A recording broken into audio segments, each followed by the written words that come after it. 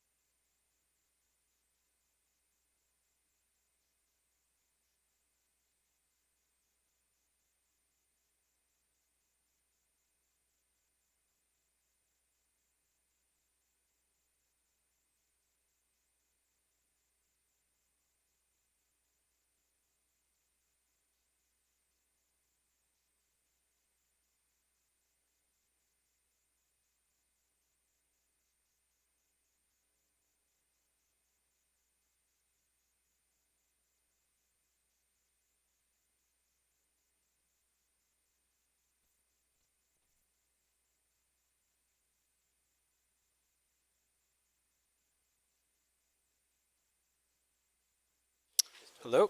Is this all working? Yeah, try saying it at your normal speaking voice. Is this at my normal speaking That voice? sounds Is quieter this than I think. okay? Should I speak more forcefully A little bit and more with forcefully. Yep. Jeremy? I think that this is as forceful as I might get more excited. Okay. Let me just see if I can move this up a little higher for you. Try that. You're very demanding. Thank you. I think that's better. Okay, great. Oh, Okay. this is quiet now.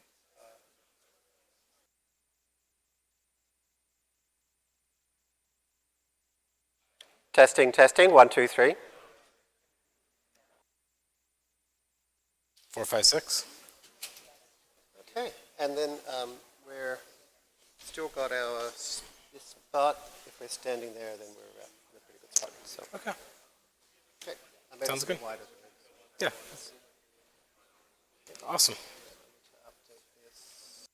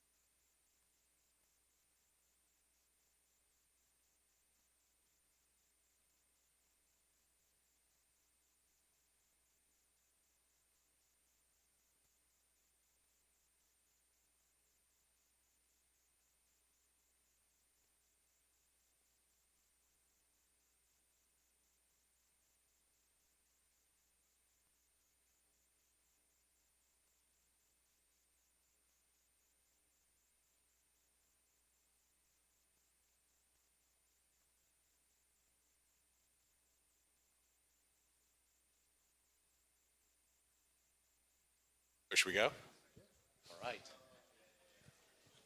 Well, welcome back to the very last night of Deep Learning, Deep Learning Part 2. First off, before I get any further along, let's thank Chris, Jeremy, and Rachel for this great class.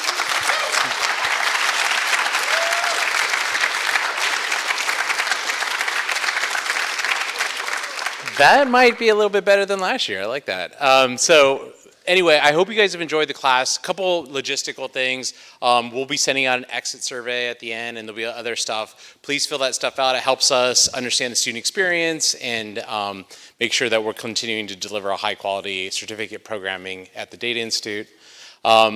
Enjoy summer break. There's the Data Institute takes a small one for that, and as questions come in, I know there's been a lot around what we're going to be doing next year. Just stay tuned. So anyway, welcome back if this is not your first time, and if it is your first time, we look forward to engaging you. One-on-one Howard is still going to be open for those still wanting to work on these projects. We're really, really excited about all the work that you guys have done so far from this program, and for me, it's one of the most exciting parts is to see people come in, new faces, and then make amazing discoveries with the things you've learned here. And so I'm grateful for this great group of instructors to bring this and bring you guys together. So welcome and thanks so much. Enjoy the last night.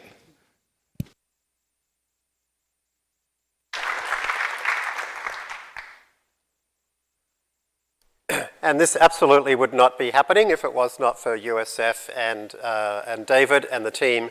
So thank you very, very much to USF and also to PG&E for providing this fantastic space. We're super, super grateful.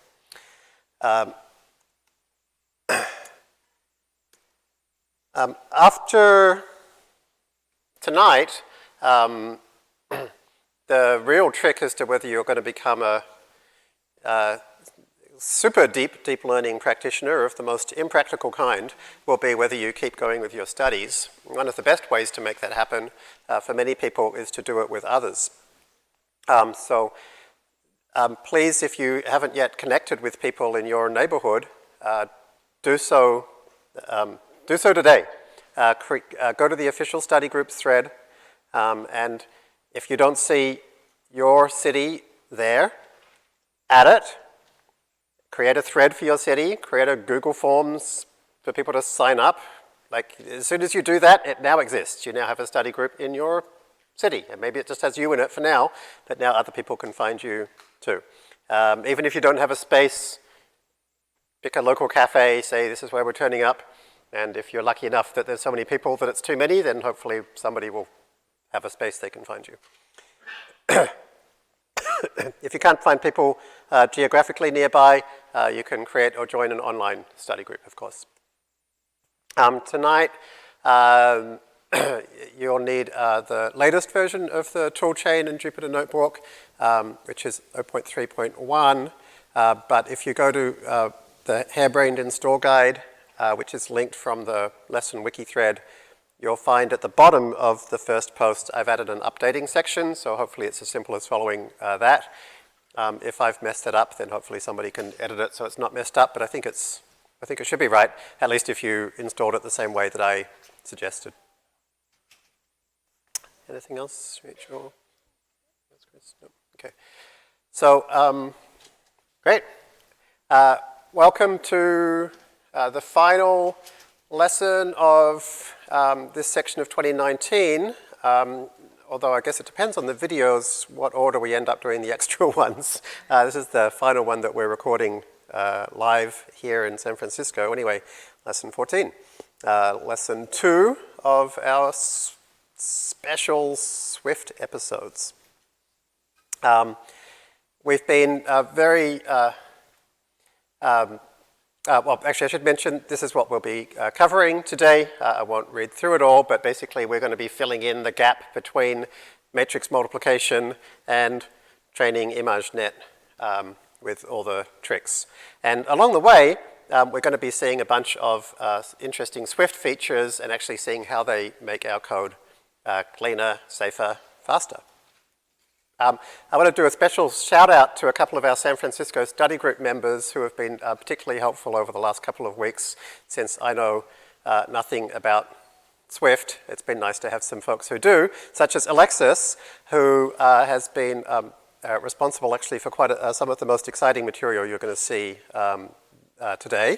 And he is the CTO at Topology Eyewear, so if you need glasses, you should definitely go there and get algorithmically designed glasses, literally. So that's pretty cool. So thanks, Alexis, for your help. And thanks also to Pedro, who has almost single-handedly created this fantastic package cache that we have, so that in your Jupyter notebooks, you can import all the other modules that we're using and other exported modules from the notebooks, and it doesn't have to recompile it all. And so that's really thanks to Pedro. And I actually am a customer of his as well, or at least I was when I used an iPhone. He's the developer of Camera Plus, which is the most popular camera application on the App Store, literally. And back when I used an iPhone, I loved that program. So I'm sure version 2 is even better, but I haven't tried version 2. So you can use his camera while looking through your Topology Eyewear glasses. All right, so thanks to both of you. And where we left off last week was that I made a grand claim. Well, I pointed out a couple of things. I pointed out through this fantastic Halide video that actually running low-level kind of CUDA kernel-y stuff fast is actually much harder than just running a bunch of for loops in order. And I showed you some stuff based on Halide, which showed here's some ways that you can write it fast, and here's some ways you could do it quickly. And then I made the bold claim that being able to do this on the GPU through Swift is where we're heading. And so to find out how that's going to happen, let's hear it directly from Chris. Sure. Thanks, Jeremy. So we will briefly talk about this. So we went through this video, and the author of Halide gave a great talk about how in image processing kernels, there's actually a lot of different ways to get the computer to run this, and they all have very different performance characteristics, and it's really hard to take even a two-dimensional blur and make it go fast. But we're doing something even harder. We're not talking about two-dimensional images. We're talking about 5D matrices and tensors and lots of different operations that are composed together and hundreds or thousands of ops, and trying to make that all go fast is really, really, really, really hard.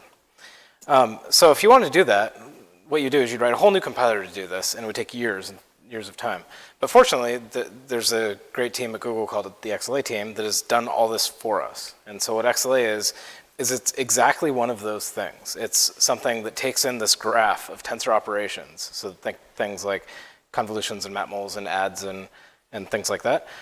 It does low-level optimizations to allocate buffers, to take these different kernels and fuse them together. And then it generates really high-performance code that runs on things like CPUs, GPUs, or TPUs, which are crazy fast high-performance accelerators that Google has.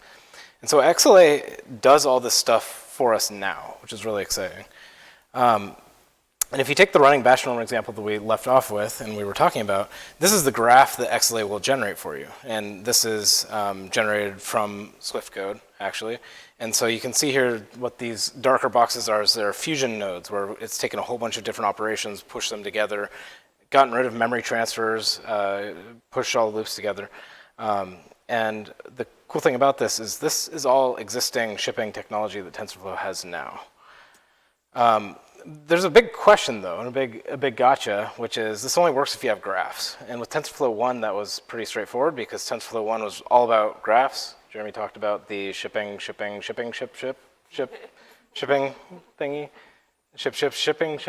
Ship. I don't know. My recursion's wrong.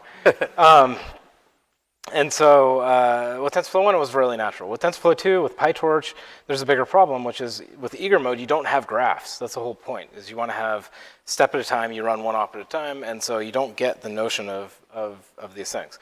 So what the entire world has figured out is that there's two basic approaches of getting graphs from eager mode. There's tracing, and there's different theories on tracing. There's staging, and taking code and turning it into a graph algorithmically. And PyTorch and TensorFlow both have similar but different approaches to both of these different things. The problem with these things is they all have really weird side effects, and they're very difficult to reason about. And so if Swift for TensorFlow is an airplane, we've taken off and we're just coming off the runway, but we're still building all this stuff into Swift for TensorFlow as the plane is flying. And so we don't actually have this today. The team was working on the demo and it just didn't come together today. But this is really cool. And so one of the problems with tracing, for example, is that in PyTorch or in TensorFlow Python, when you trace, if you have control flow in your model, it will unroll the entire control flow. And so if you have an RNN, for example, it will unroll the entire RNN and make one gigantic thing. And some control flow you want to ignore, some control flow you want to keep in the graph. And so having more control over that is something that we think is really important. So Chris, this nearly there is as at end of April. This video will be out somewhere around mid to late June.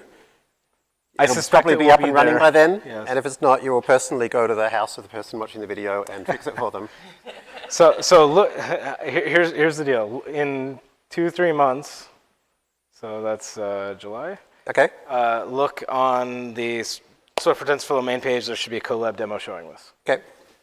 So we'll see how the future, what the future. And there should be a notebook in the Harebrained repo that will be called BatchNorm or something. And we'll have an XLA version of this running nice and fast. And so Swift also has this thing called graph program extraction. And the basic idea here is that where Autograph and TorchScript are doing these things where they're kind of like Python, but kind of not. And Jeremy was talking before about how like you add a comment in the wrong place and TorchScript will fall over. And it's not, it kind of looks like Python, but really is not. With Swift, we have a compiled reasonable language. And so we could just use compiler techniques to form a graph, pull it out for you. And so a lot of things that are very magic and very weird are just very natural and plug into the system.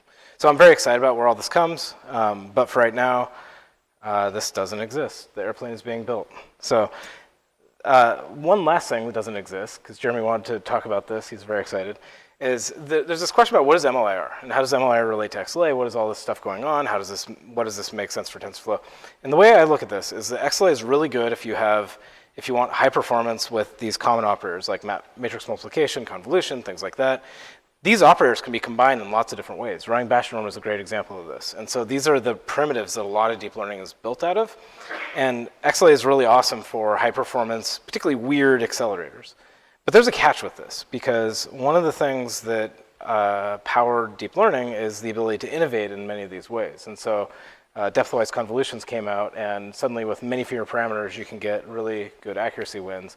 And you couldn't do that if you just had convolution. Yeah, and like on the other hand, like depth-wise convolutions are a specific case of grouped convolutions. And the reason we haven't been talking about grouped convolutions in class is that so far no one's really got them running quickly. And so there's this whole thing that like somebody wrote a paper about 3 years ago, which basically says, hey, here's a way to get all the benefit of convolutions, but much, much faster. And we're still, the practical deep learning for coders course still doesn't teach them because they're still not practical because no one's got them running quickly yet.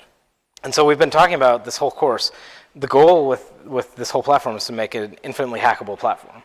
And so if it's infinitely hackable down to convolution, or give up all performance around a CPU, well, that's not good enough. And so what MLIR is about is there's multiple different aspects of the project, but I think the one Jeremy's most excited about is, what about custom ops?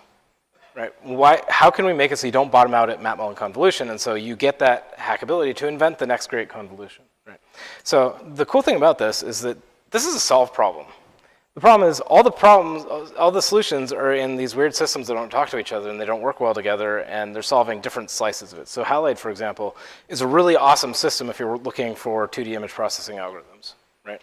That doesn't really help us. Other people have built systems on top of Halide to try to adapt it and things like that. But this is really not a perfect solution. There's other solutions. So PlatML was recently acquired by Intel, and they have a lot of really cool compiler technology that is kind of in their little space. TVM is a really exciting project, also building on Halide, pulling together with its own secret sauce of different things. And it's not just the compiler technology, it's also in each of these cases, they've built some kind of domain-specific language to make it easier for you, the data scientist, to write what you want in a quick and easy way. Right, and so, and often, and what happens here is that each of these plug into the deep learning frameworks in different ways. Right, and so what you end up having to do is you end up in a mode of saying, TVM is really good for this set of stuff, and Tensor Comprehensions, which is another cool research project, is good at these kinds of things. And so I have to pick and choose the framework I want to use based on which one they happen to build into, which is not very And again, we don't teach this in practical deep learning for coders because it's not practical yet. You know, Yeah. these things are generally research quality code. They generally don't integrate with things like PyTorch. They generally require lots of complex build steps. The compile time is often really slow. They work really great on the algorithm in the paper, but they kind of fall apart on things that aren't, all those kinds of problems. So our goal and our vision here with TensorFlow, but with Swift for TensorFlow also, is to make it so that you can express things at the highest level of abstraction you can. So if you have a batch norm layer, totally go for that batch norm layer. If that's what you want, use it and you're good. If you want to implement your own running batch norm, you can do that in terms of matmulls and ads and things like that, fine. If you want to sink down farther, you can go down to one of these systems. If you want to go down farther, you can write assembly code for your accelerator if that's the thing you're into. But you should be able to get all the way down and pick that level of abstraction that allows you to do what you want to do. And so I just want to give tensor comprehensions as one random example of how cool this can be. So this is taken straight out of their paper. This is not integrated. But tensor comprehensions gives you what is basically like Einstein notation on total steroids. It's like einsum. Yes, good point. It's like einsum, and but taken to a crazy extreme level. And what tensor comprehensions is doing is you write this very simple code. It's admittedly kind of weird, and it has magic, and the syntax isn't the important thing. But you write pretty simple code. And then it does all this really hardcore compiler stuff. So it starts out with your code. It then fuses the different loops because these two things expand out to loops. It does inference on what are the ranges for all the loops and what the variables that you're indexing into the arrays do. Then fuse and tile these things. Fuse, tile, then sync the code to like make it so the inner loops can be vectorized. And then map it onto a vector accelerator. And so this is the kind of stuff. There's a request from someone in the auditorium to increase the volume. That this is a bit fast and not loud enough. I think we don't have somebody who can do that here. So my volume low? Or am I talking too fast? Are you able to hear both? Are we both a bit quiet, or we're both a bit quiet? Yeah. Could you increase the volume in the auditorium a little bit? Oh. Okay, you can hear us okay. You can hear us okay. Okay. Okay. So Wait. Do also, and who's having trouble hearing? Raise your hand. Oh. okay. Oh, okay. Okay, there you go. So just before you move on, so I was just going to say, this is actually a particularly interesting example because this thing here, GEM, is a generalized matrix product. This is actually like the thing on which large amounts of deep learning and linear algebra and stuff is based on. So like a lot of the stuff we write ends up calling a GEM. And the fact that you can write this thing in 2 lines of code, if you like look inside like most linear algebra libraries, there will be hundreds or thousands of lines of code to implement something like this. So the fact that you can do this so concisely is super cool. And so the idea that then we could do like, you know, nice little tweaks on convolutions or whatever in similar amounts of code is something that I get very excited about. Yeah, me too. And the other thing to consider with this is that, again, generating really good code for this is hard. But once you make it so that you separate out the code that gets compiled from the algorithms that get applied to it, now you can do search over those algorithms. Now you can apply machine learning to the compiler itself. And now you can do some really cool things that open up new doors. So, I mean, that's actually really interesting because in the world of databases, which is a lot more mature than the world of deep learning, this is how it works, right? You have a DSL, normally called SQL, where you express what you want, not how to get there. And then there's a thing called a query analyzer or query compiler or query optimizer that figures out the best way to get there, and it'll do crazy stuff like genetic algorithms and all kinds of heuristics. And so like what we're seeing here is we'll be able to do that for deep learning. Yep. You know, our own DSLs and our own optimizers, not deep learning optimizers, but more like database optimizers. Yeah, so it's going to be really exciting. So we're building all this. The MLR part of this is longer time horizon. This is not going to be done by the time this video comes out. But this is all stuff that's getting built, and it's all open source, and it's super exciting. So to overall summarize all this TensorFlow infrastructure stuff, so TensorFlow is deeply investing in the fundamental parts of the system. This includes the compiler stuff, also the runtime, OptDispatch, the kernels themselves. There's tons and tons and tons of stuff, and it's all super exciting. So Let's stop talking about the future. Yeah, I mean, That's kind of boring. Like, what can we do today? yeah, this is very exciting, Chris, that, sometime in the next year or two, there'll be these really fast things. But I actually know about some really fast languages right now. Really? Yeah, they're called C, C++, and seriously? Swift. Oh. Yeah, let me show you what I mean. Oh, okay. These are actually languages that we can make run really fast right now. And it's quite amazing, actually, how easy we can make this. Like, when you say to an average data scientist, hey, you can now integrate C libraries, the response is not likely to be, oh, awesome, right? Because like data scientists don't generally work at the level of C libraries.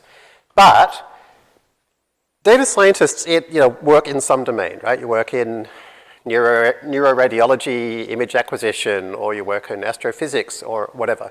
And in your domain, there will be many C libraries that do the exact thing that you want to do at great speed, right? And currently, you can only access the ones that have been wrapped in Python, and you can only access the bits that have been wrapped in Python.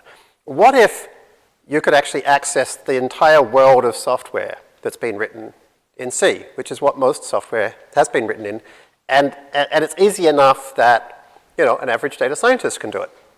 So here's what it looks like, right? Let's say we want to do audio processing. Okay, and so for audio processing, I'm thinking like, oh, how do I start doing audio processing? And in my quick look around, I couldn't see much in Swift that works on Linux for audio processing. So you write an MP3 decoder from scratch, right? Yeah, I thought about doing an MP3 decoder from scratch, but then lots of signal processing. I figured like people have MP3 decoders already. What are they doing? And I looked it up on the internet, and it turns out there's lots of C libraries that do it. Yep. And one popular one apparently is called SOX, right? And I'm a data scientist, I'm not an audio processing person, so this is my process last week was like C, library, MP3, decode, and it says use SOX. So look at this. I've got something here that says import SOX. And then it says init SOX, and then it says read SOX audio. Where did this come from? Well, this comes from a library .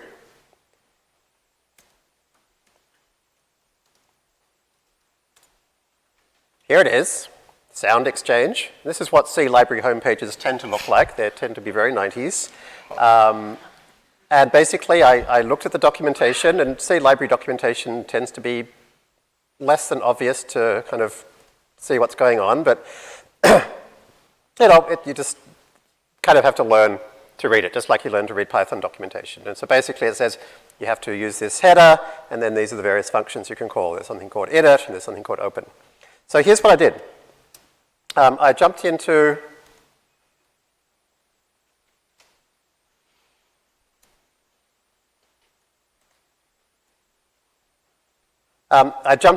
Vim, and I created a directory, and I called it Swift SOX.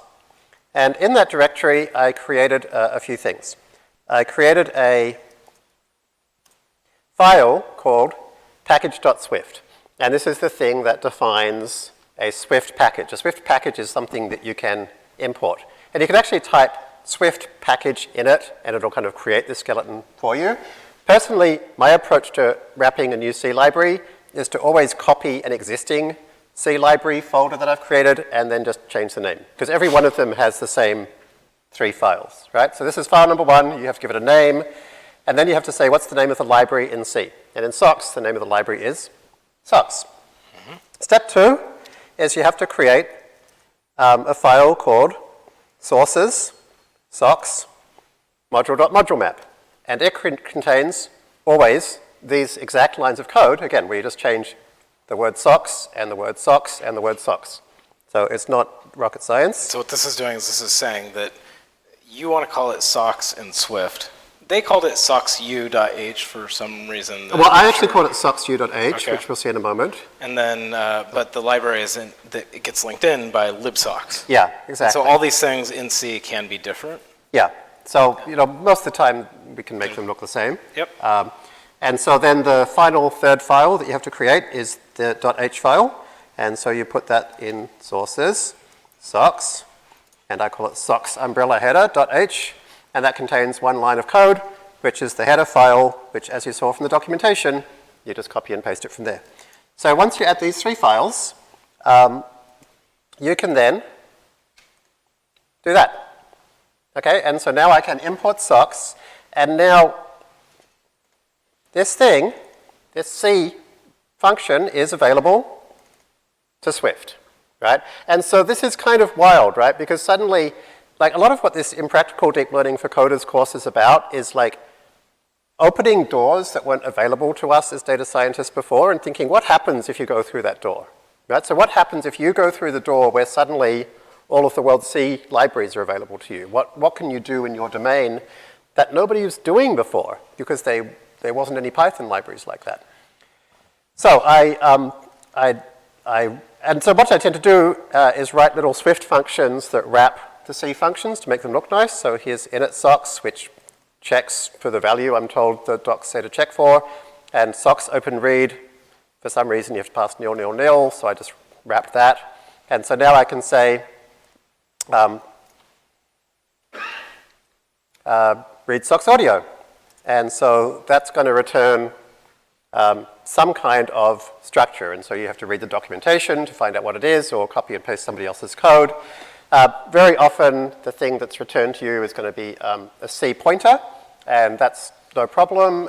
Swift is perfectly happy with pointers. You just say pointee to grab the thing that it's pointing at, and according to the documentation, there's going to be something called signal, which is going to contain things like sample rate, precision, channels, and length. And so I can, let's run those 2. So I can run that, and I can see I've opened an audio file with a C library without any extra stuff. And so one of the things you can do is you can type socks tab, and it, unscripted, hopefully will show you socks without the dot. Now here's all the stuff that's coming in from that header file. That's wild. Yeah, super cool. So, so now I can go ahead and read that, and this is kind of somewhat similar to Python. In Python, you can open C libraries in theory and work with them, but I don't do it because, almost never do it, because I find that when I try to, the thing you get back are these C structures and pointers, which I can't work with in Python in a convenient way. Or if I do use things like PyBind 11, which is something that helps with that, then I have to create all these make scripts and compile processes, and I just don't bother, right? None of us bother. But in Swift, it's totally fine. And then the nice thing is we can bring Python and C and Swift together by typing import Python. The unholy marriage. Yeah, now we can just say, we can take our C array and say make NumPy array and plot it, right? So we're really bringing it all together now. And we can even use the ipython.display, and we can hear some audio. Or not. Do we have the audio on? Hi everyone, I'm Chris. That's a bit noisy. Hi everyone, I'm Chris. Hi everyone. Hi Chris. Nice to see Hi you. Jeremy. Thank you, Jeremy.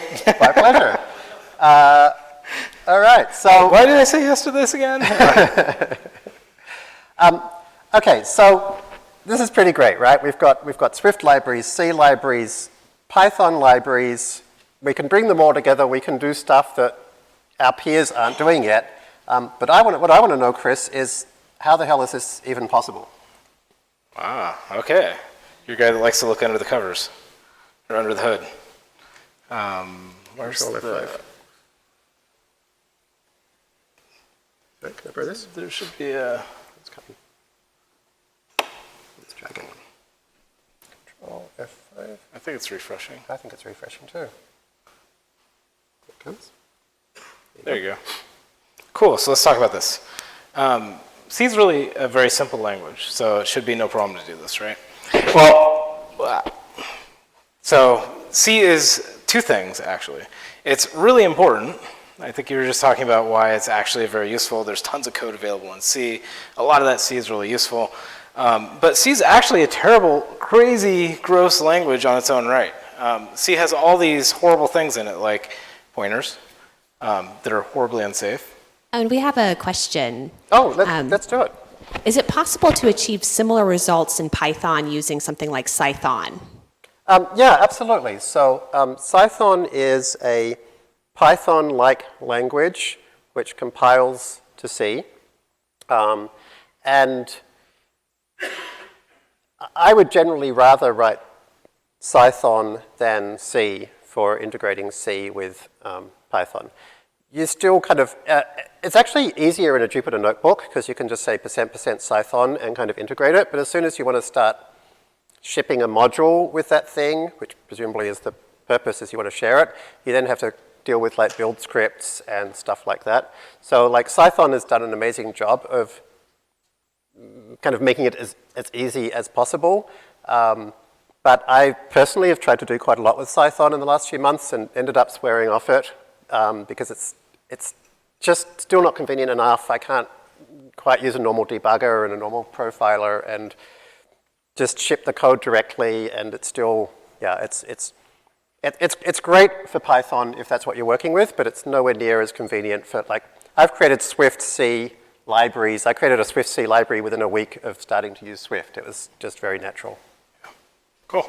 And so the thing I want to underscore here is that C is actually really complicated. C has macros, it's got this preprocessor thing going on, it's got bit fields and unions, and this weird notion of what vargs are. It's got volatile, it's got all this crazy stuff. The grammar is context sensitive and gross. And so it's just actually really hard to deal with. You sound like somebody who's been through the process of writing a C compiler and came out the other side. Well, so the only thing worse than C is C++. Uh-huh.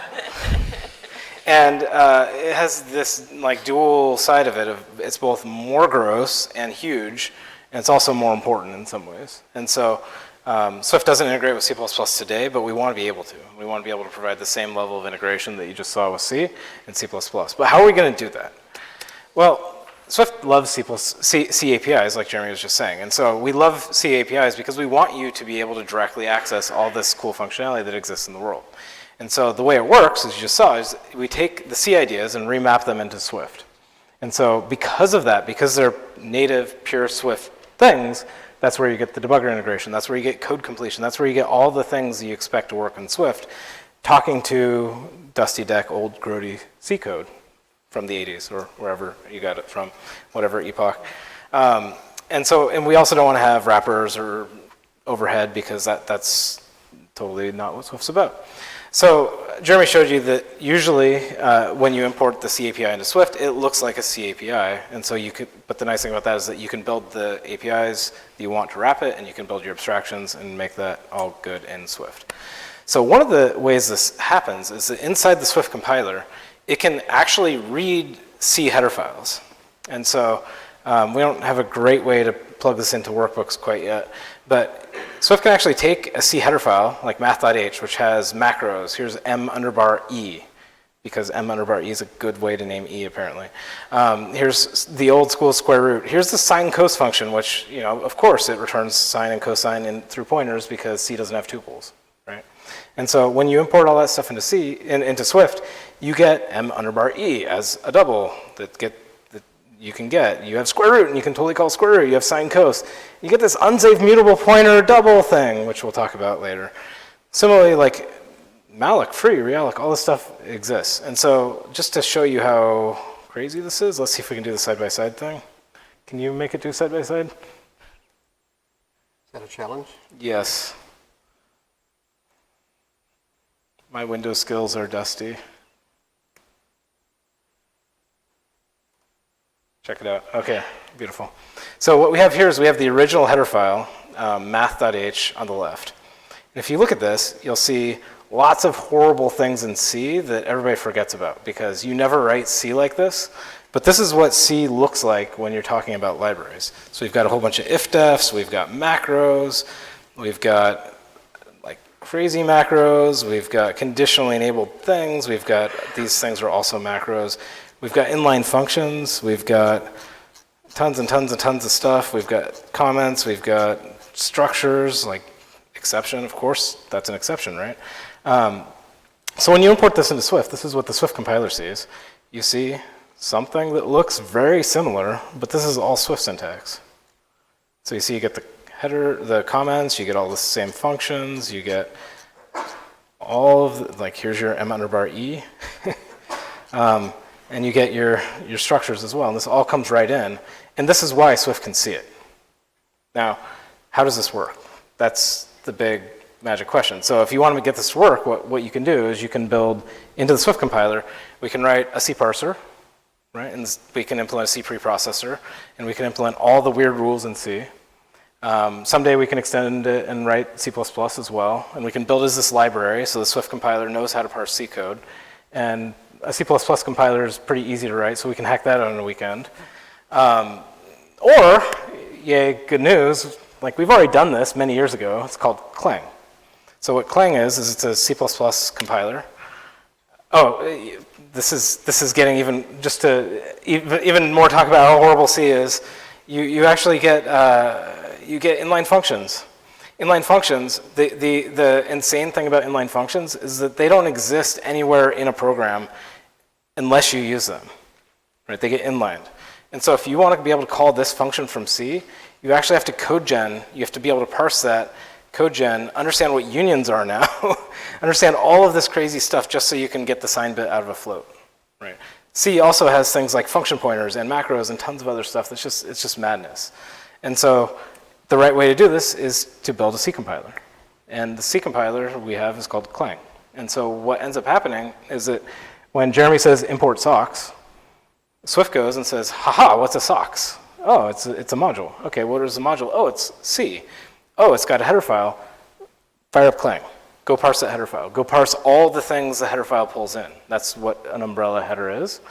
And go pull the entire universe of C together into that module, and then build what's called syntax trees to represent all the C stuff. Well, now we've got a very perfect, pristine C view of the world, the exact same way a C compiler does.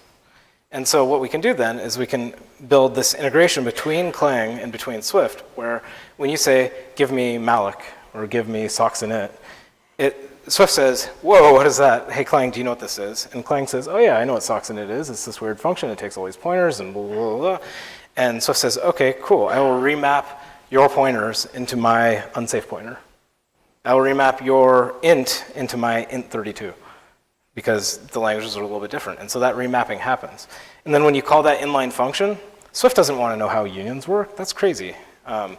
So what it does instead is it says, hey, Clang, you know how to do all this stuff. You know how to code generate all these things. And they both talk to the LLVM compiler that we were talking about last time. And so they actually talk to each other. They share the code. Clang does all that heavy lifting. And now it's both correct and it just works. Two things we like. And so these two things plug together really well, and now Swift can talk directly to C APIs. It's very nice. If you want to geek out about this, there's a whole talk. It's like a half hour, an hour long, talking about how all this stuff works at a lot lower level. We will add that link to the lesson notes. Yeah. So let's jump back to your example, because... Okay, so one of the reasons I'm really interested in this description, Chris, is that it's kind of all about... One of the reasons I really wanted to work with you, apart from the fact that you're very amusing and entertaining, is that... I'm easy to laugh at. Yeah, absolutely. Is that this idea of what you did with Clang and Swift is like the kind of stuff that we're going to be seeing is what's happened with like how differentiation is getting added to Swift. And like this idea of like being able to pull on this entire compiler infrastructure, as you'll see, is actually going to allow us to do some similarly exciting and surprisingly amazing things in deep learning world. And I'll say, this is all simple now, but actually getting these two massive systems to talk to each other was kind of heroic. And getting Python integrated was comparatively easy because Python is super dynamic and C is not dynamic. Yeah. And one thing I'll say about C libraries is each time I come across a C library, many of them have used these weird edge case things Chris described in surprising ways. And so I just wanted to point at a couple of pointers as to how you can deal with these weird edge cases.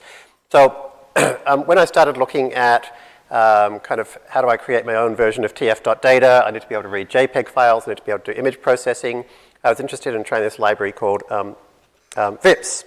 And VIPS is a really interesting C library for image processing. And so I started looking at at bringing in the C library. And so I started in exactly the way you've seen already. So let's do that. So you'll find, just like we have a Swift socks in the repo, there's also a Swift VIPS. And we'll start seeing some pretty familiar things. There's the same package.swift that you've seen before, but now it's got some extra lines we'll describe in a moment. There's the sources, VIPS, module map with the exact 3 lines of code that you've seen before. There's the sources, VIPS, some header, I called it a different name in this case, which has the 1 line of code which is connecting to the header. After you've done that, you can now import VIPS. Done. But it turns out that the VIPS documentation says that they actually added the ability to handle optional positional arguments. In C. In C. And so it turns out that you can do that in C, even though it's not officially part of C, by using something called varargs, which is basically in C. You can say the number of arguments that go here is kind of not defined ahead of time, and you can use something I've never heard of before called a sentinel, and basically you end up with stuff which looks like this. Oops.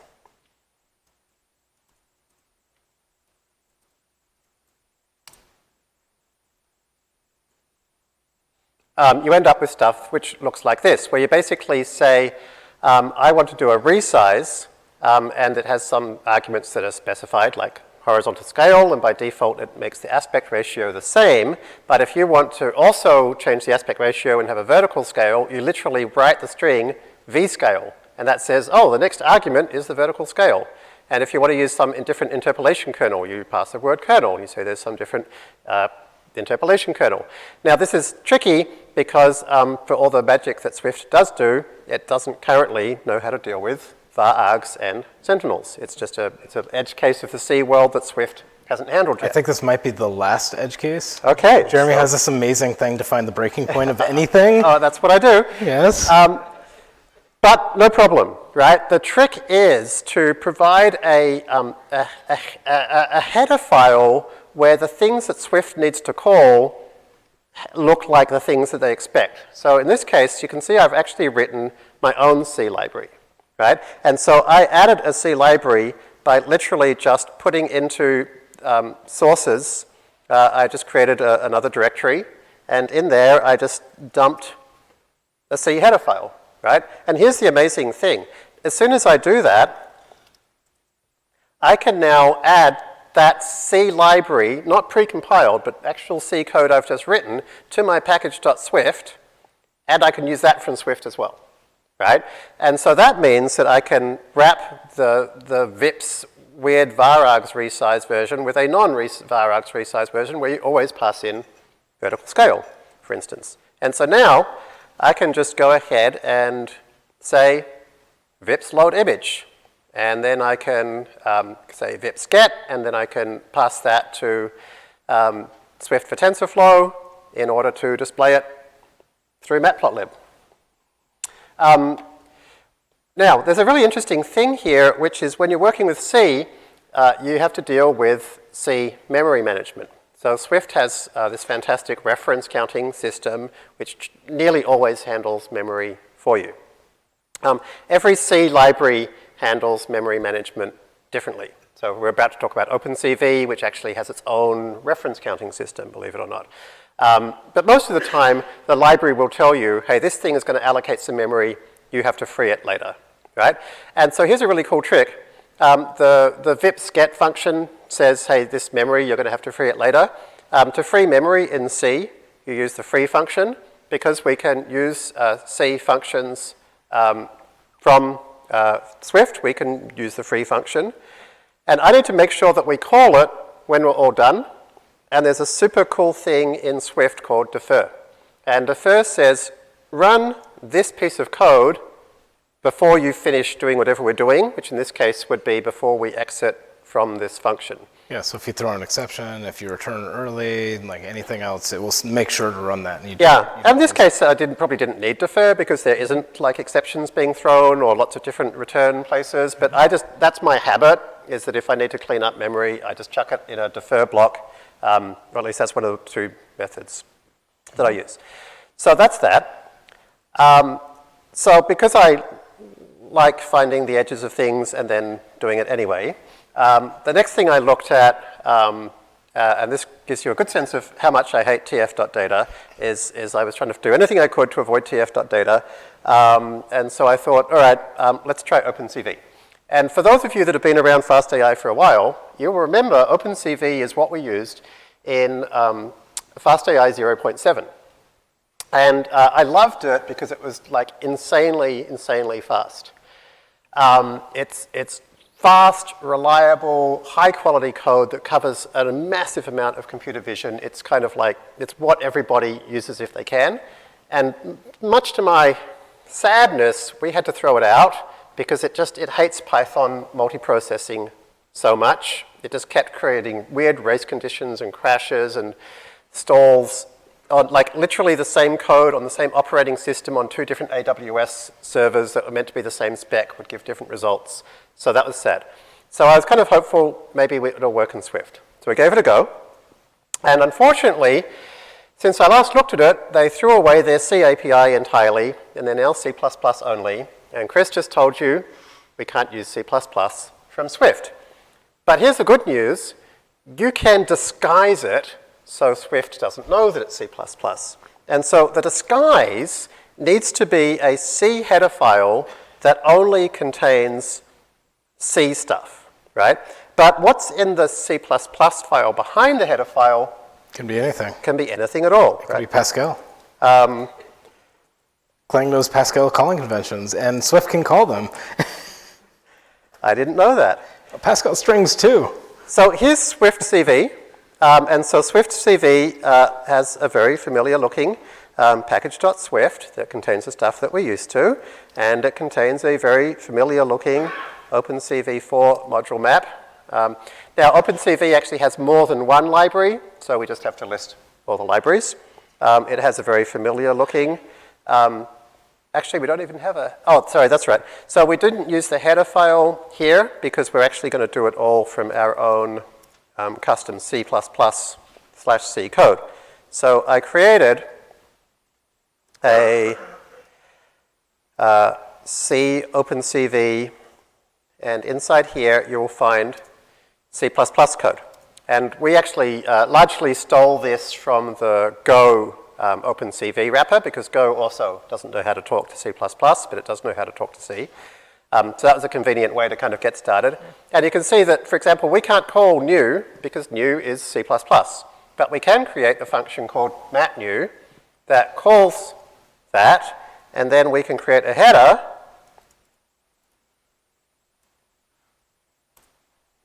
that has mat new, and that's not C++, right? This is actually a plain C struct pointed to a struct, and so I can call that. And so even generics, C++ generics, we can handle this way. So OpenCV actually has a full-on multi-dimensional generic array, like NumPy, with like matrix multiplication, all the stuff in it.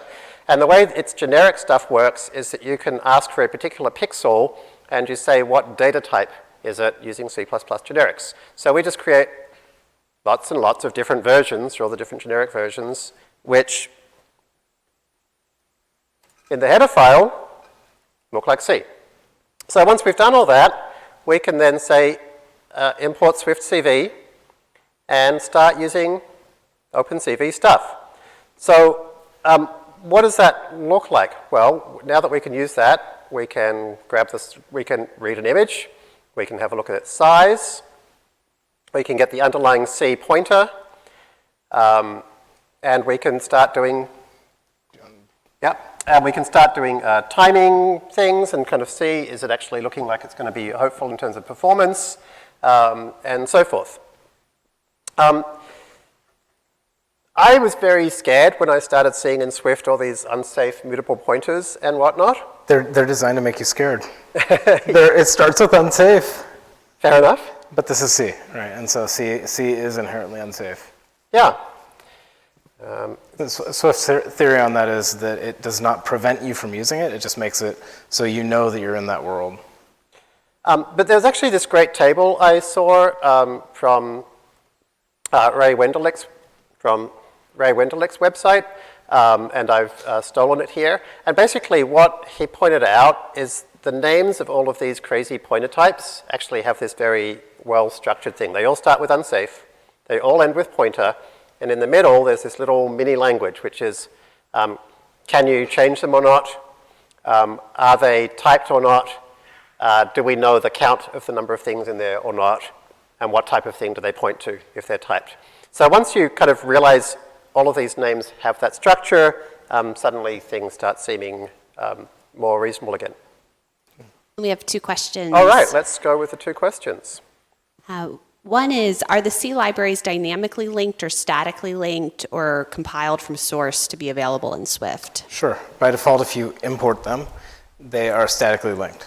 And so they'll link in with the normal linker flags, and if the library is a .a file, then it will get statically linked directly into your Swift code. If it's a .so file, then you'll dynamically link it, but it's still linked to your executable. All the linker stuff, so DL open, is a C API. And so if you want to, you can dynamically load C libraries, you can look up their symbols dynamically, you can do all that kind of stuff too. Another question is, how much C do you have to know to do all these C-related imports?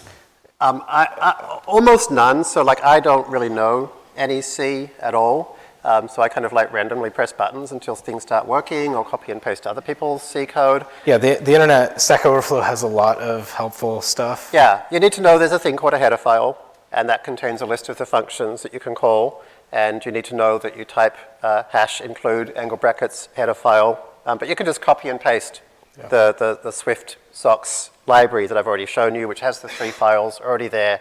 And so really you don't need to know any C, you just need to replace the word socks with the name of the library you're using.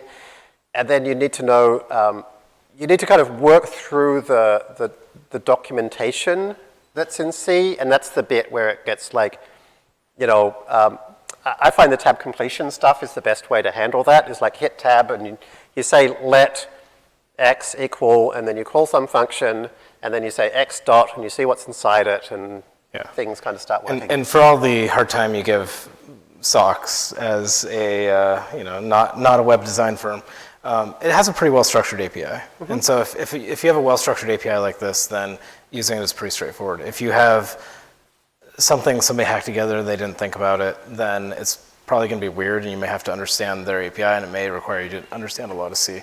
But those are the APIs that you probably won't end up using, because if they haven't gotten a lot of love to their API, people aren't using it, usually.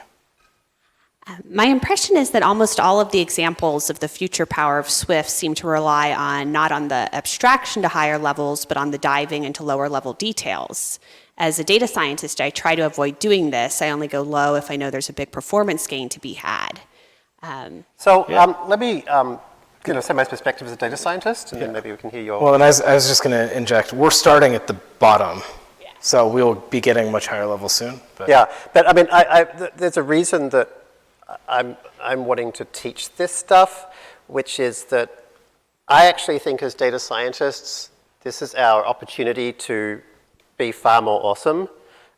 It's like being able to access, like, something I've noticed for the last 25 years is like everybody I know in, I mean, it didn't used to be called data science, but we used to call it like industrial mathematics or whatever, operated within the world that was accessible to them, right? So like at the moment, for example, there's a huge world of something called sparse convolutions that are, I know they're amazing. I've seen like competition winning solutions. They like get state-of-the-art results. There's like 2 people in the world doing it because it all requires custom CUDA kernels, you know. For years, for decades, almost nobody was doing differentiable programming because we had to calculate the derivatives by hand.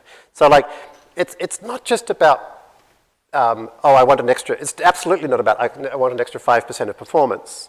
It's about being able to do whatever's in your head. It's like, I used to be a management consultant, I'm afraid to say, and I didn't know how to program, and I knew Excel.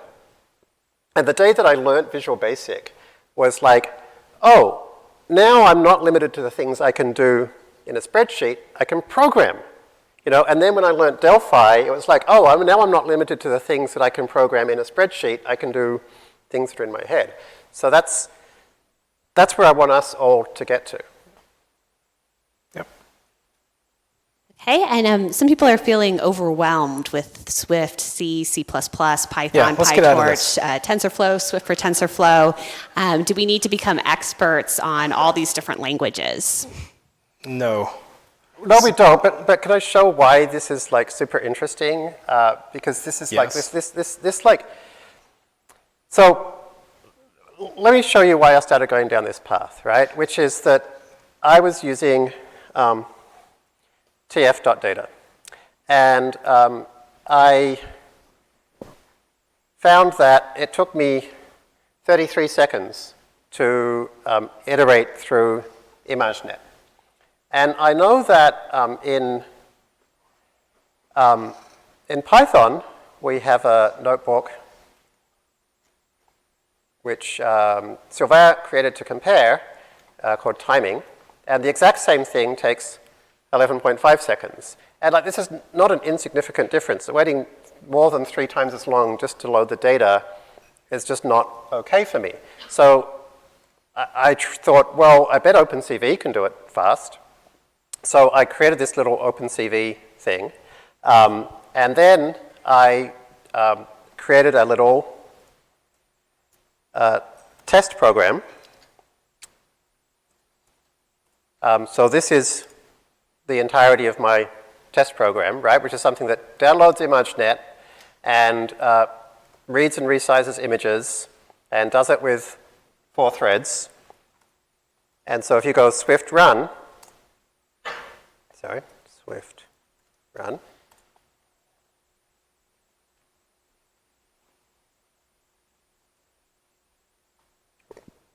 we will cut out the compilation. So it only has to compile it once, or compile things that have changed.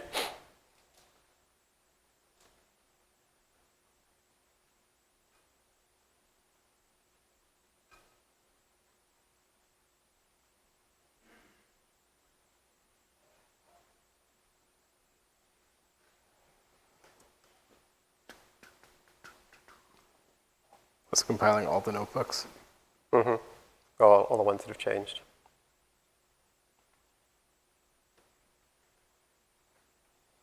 Okay, so when I run this, check this out. 7.2 seconds, right? And so this was like half a day's work. And half a day's work, I have something that can give me an image processing pipeline that's even faster than PyTorch. And so it's not just like, oh, we can now do things a bit faster, but it's now like anytime I get stuck that I can't do something, it's not in the library I want, or it's so slow as to be unusable, you know, this whole world's open. So I'd say, like, we don't really touch this stuff until you get to a point where you have no choice but to, and at that point, you're just really glad it's there. Well, and to me, I think it's also, the capability is important even if you don't do it. So keep in mind, this is all code that's in a workbook. So you can get code in the workbook from anywhere. And now you can share that workbook.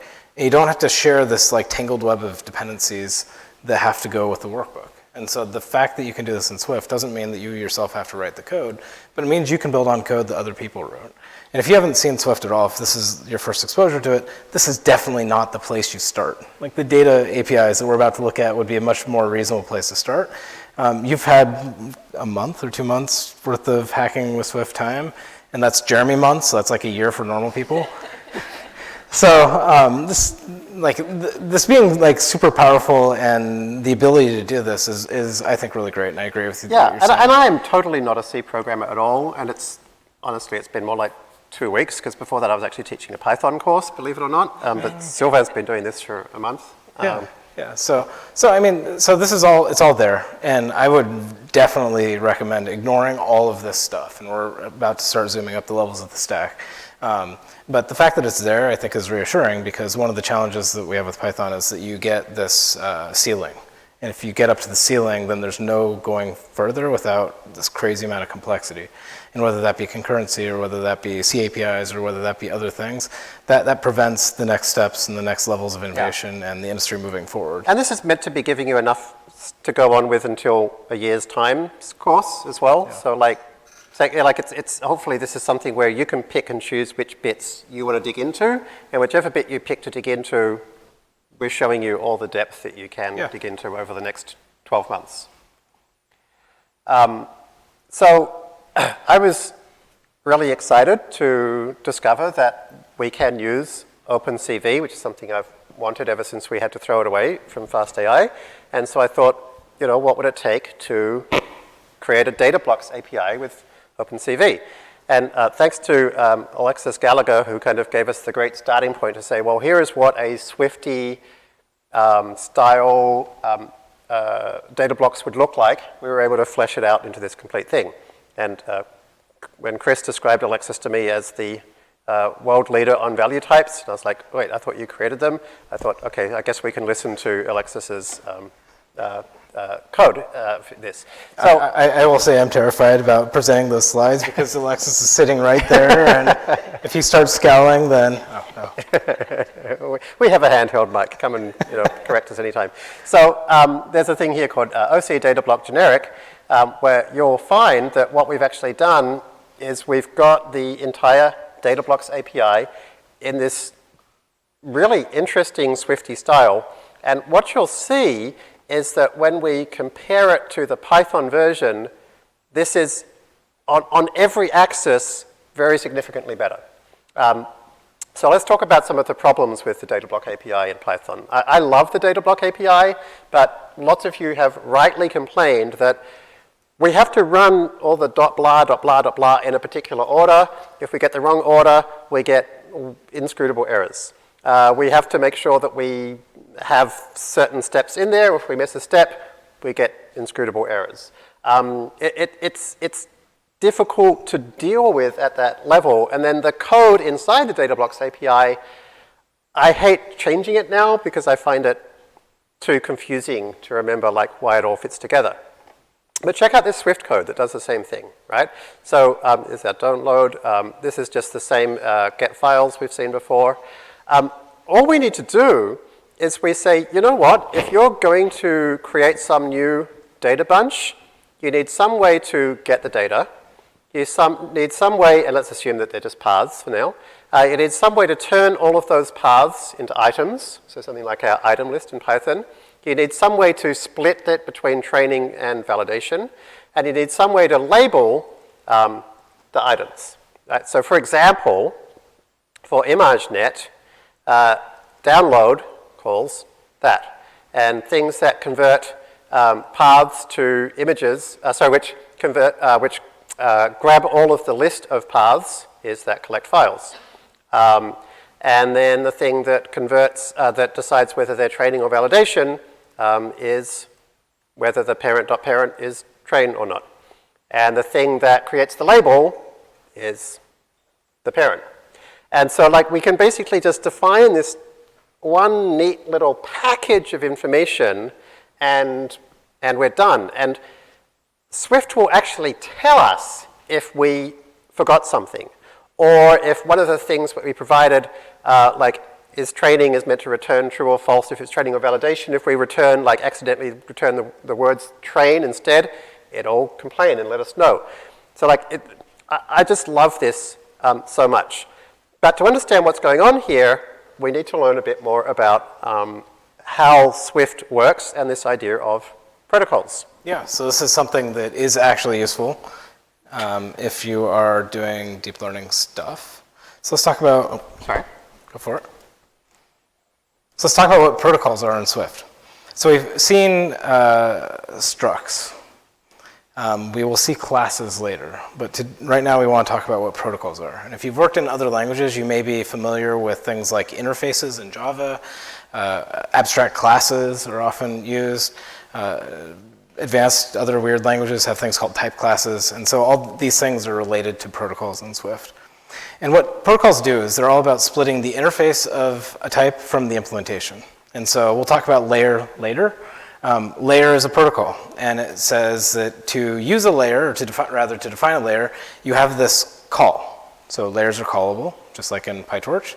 And so then you can define a dense layer and say how to call a dense layer. You can define a conv2d and show how to implement a conv2d layer. And so there's a contract here between what a type is supposed to have. All layers must be callable, and then the implementations of these are different. Right, so this is pretty straightforward stuff. Although even that's quite nice, right? Because like in PyTorch, you kind of have to know that there's something called forward, and if you misspell it or forget it to put it there or put done to call instead of forward, you get kind of weird inscrutable errors, whereas with this approach... you get tab completion for the signature. Yeah, and Swift will tell you if you get it wrong. It'll say, this is what the function should have been called. Yeah, that's great. And so what this is really doing is this is defining behaviors for groups of types. And so we're saying a layer is like the commonality between a whole group of types that behave like a layer. And what does that behavior mean? Well, it's a list of what are called requirements. And so these are all the methods that the type has to have. This is the signatures of the types. And these things often have invariants. And so one of the things that Swift has in its library is the notion of equatable. What is equatable? Well, an equatable is any type that has this equals equals operator, right? And then it says what is equatability and all that kind of stuff. Now, the cool thing about this is that you can build up towers of types.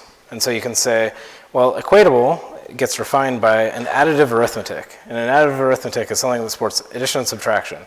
Then if you also have multiplication, you can be numeric. And if you also have negation, then you can be signed. And then you can have integers, and you can have floating point.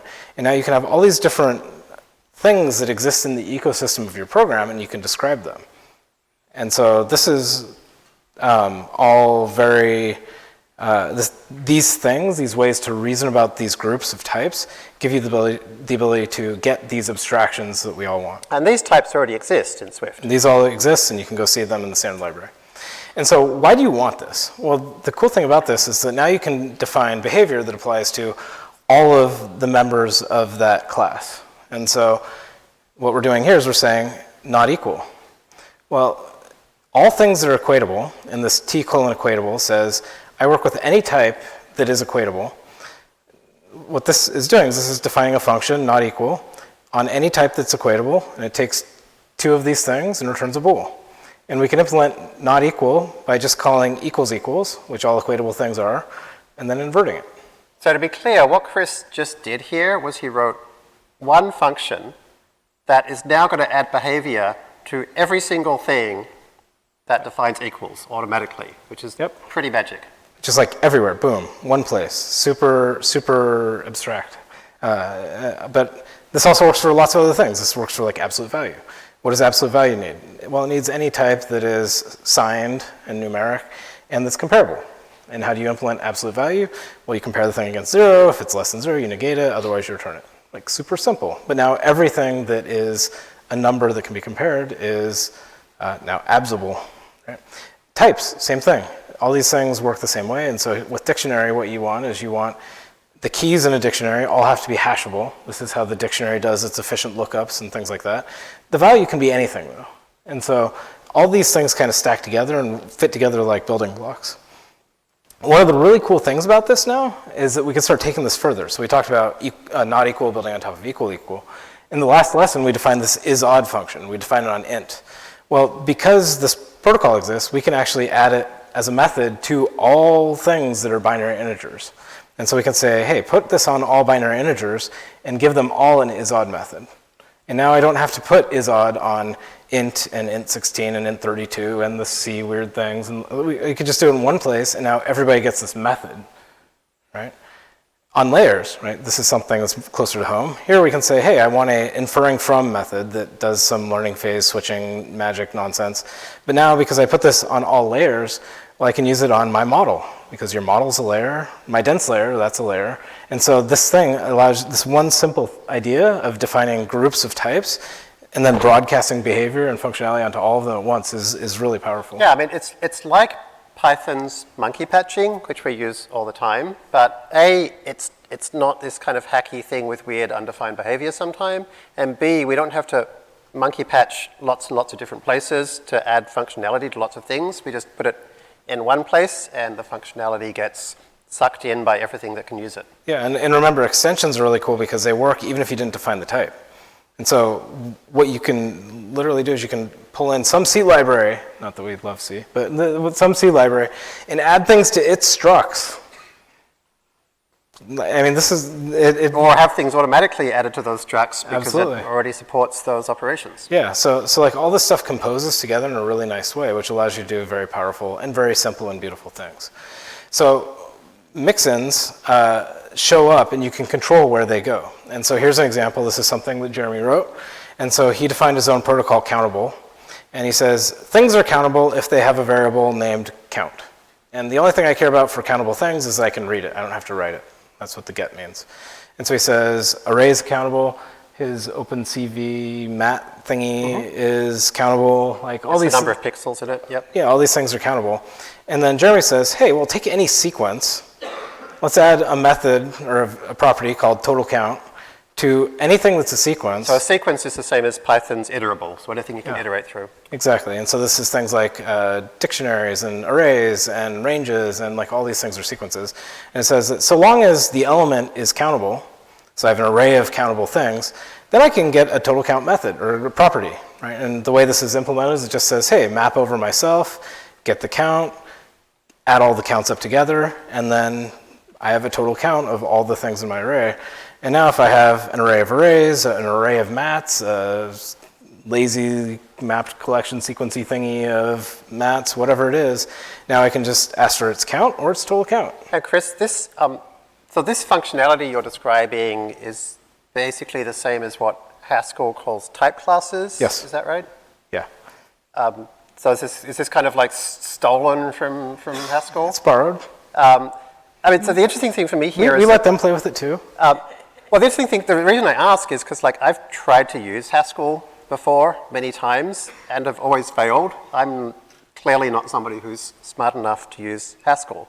Yet I wrote the code that's on the screen right now like a couple of days ago, and I didn't spend a moment even thinking about the fact I was writing the code. It was only like the next day that I looked back at this code and I thought like, wow, I just did something which no other language I've used both could do and I was smart enough to do it. Like it kind of makes this, what I think of as like super genius functionality available to normal people. Yeah, and so back at the very, very beginning of this, we talked about Swift's goal is to be able to take good ideas wherever they are and assemble them in a tasteful way, and then be not weird.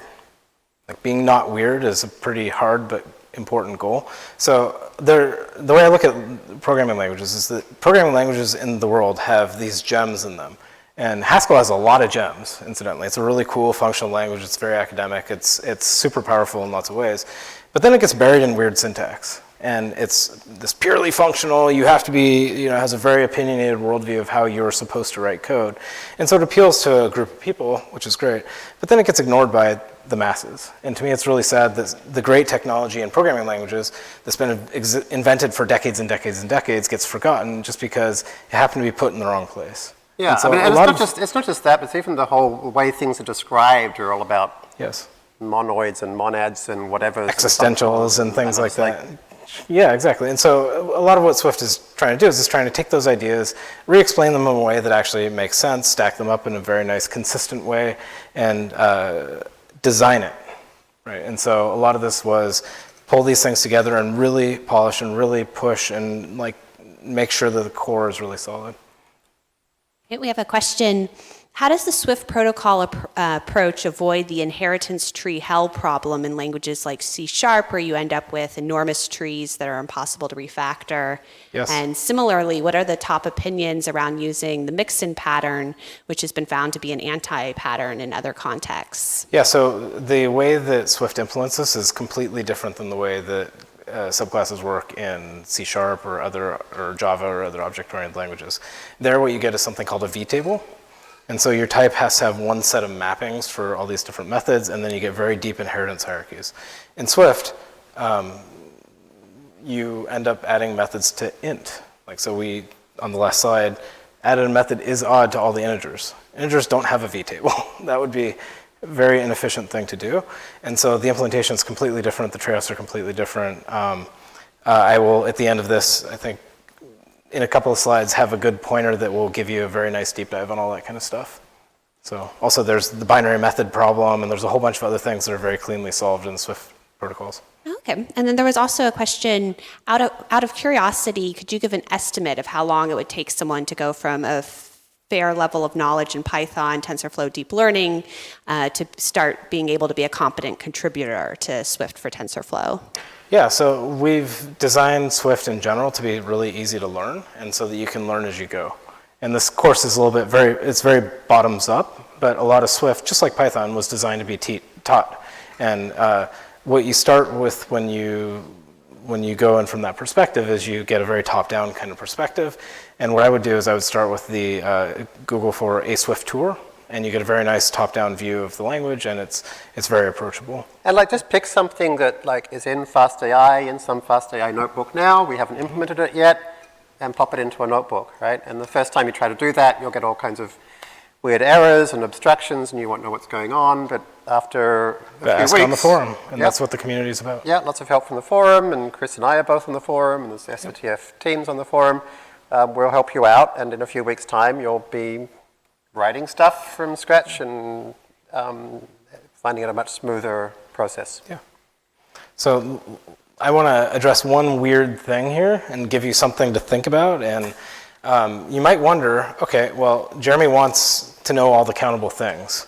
We have arrays and we have mat, and we have to say that they are countable. But the compiler knows that it's countable or not. Like, if you try to make something countable and it doesn't have a count method, the compiler will complain to you. So why do we have to do this? Well, let's talk about a different example. And the answer is that protocols are not just about methods. And this is also related to the C# question. But the behavior of those methods also matters. And so here we're going to switch domains and talk about shapes. And so I have shape. All shapes have to have a draw method. Right? This is super easy. And what I can do is I can define an octagon and tell it how to draw. I can define a diamond, tell it how to draw, using exactly the same stuff that we just saw before. Really easy. And the cool thing about this is now I can define a method, refresh, and now refresh, all it does is it clears the canvas and draws the shape. And so all shapes will get a refresh method. And so if you go do a tab completion on your octagon, it all just works. But what happens if you have something else with the draw method? So cowboys know how to draw. It's a very different notion of what drawing is, right? We don't want cowboys to have a refresh method. It doesn't make sense to clear the screen and then pull out a gun. That's not what we're talking about here. And so the idea of protocols is really, again, to categorize and describe groups of types. And one of the things that you'll see, which is kind of cool, is you can define a protocol with nothing in it. So it's a protocol that doesn't require anything. And then you go say, I want that type, that type, that type, that type to be in this group. And now I will have a way to describe that group of types that can be totally random, whatever makes sense for you.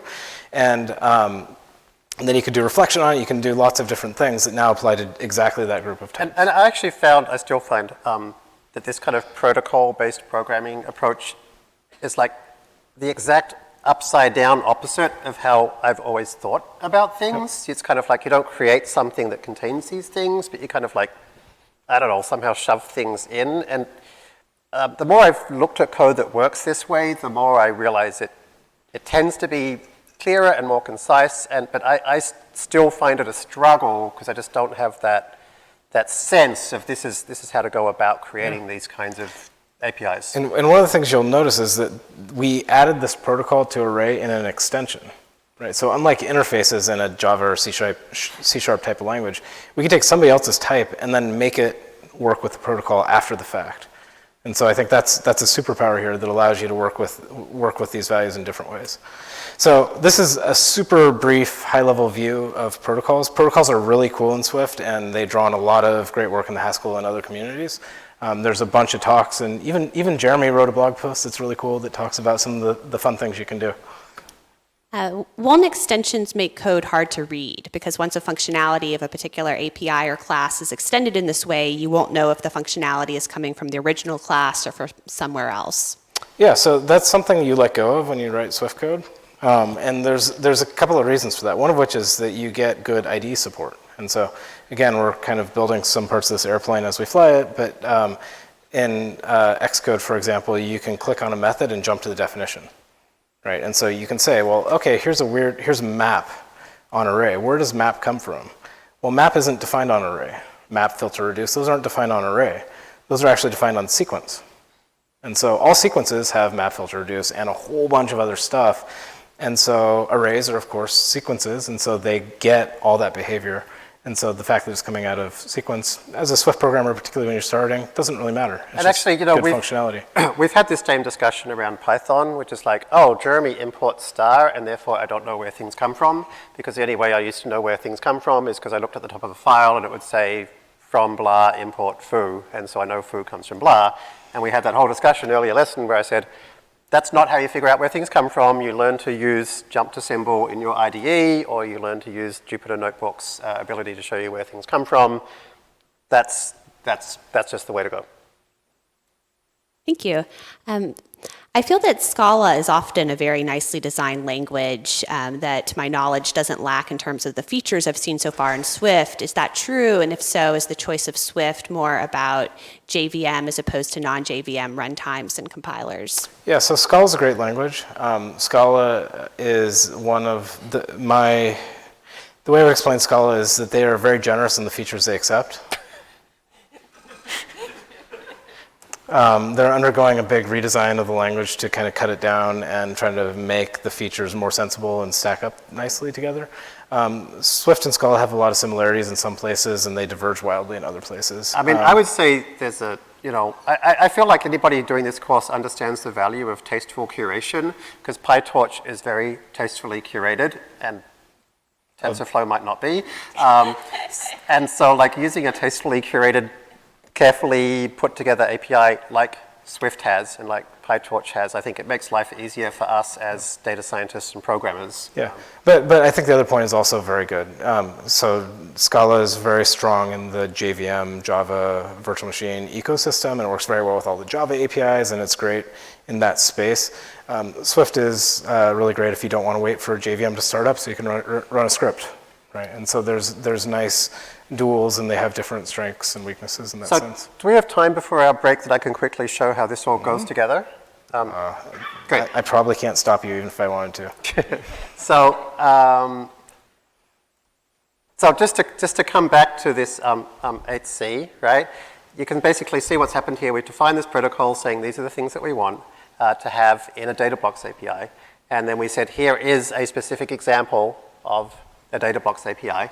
Now at this point, we're missing one important thing, which we've never actually created the bit that says this is how you open an image and resize it and stuff like that, right?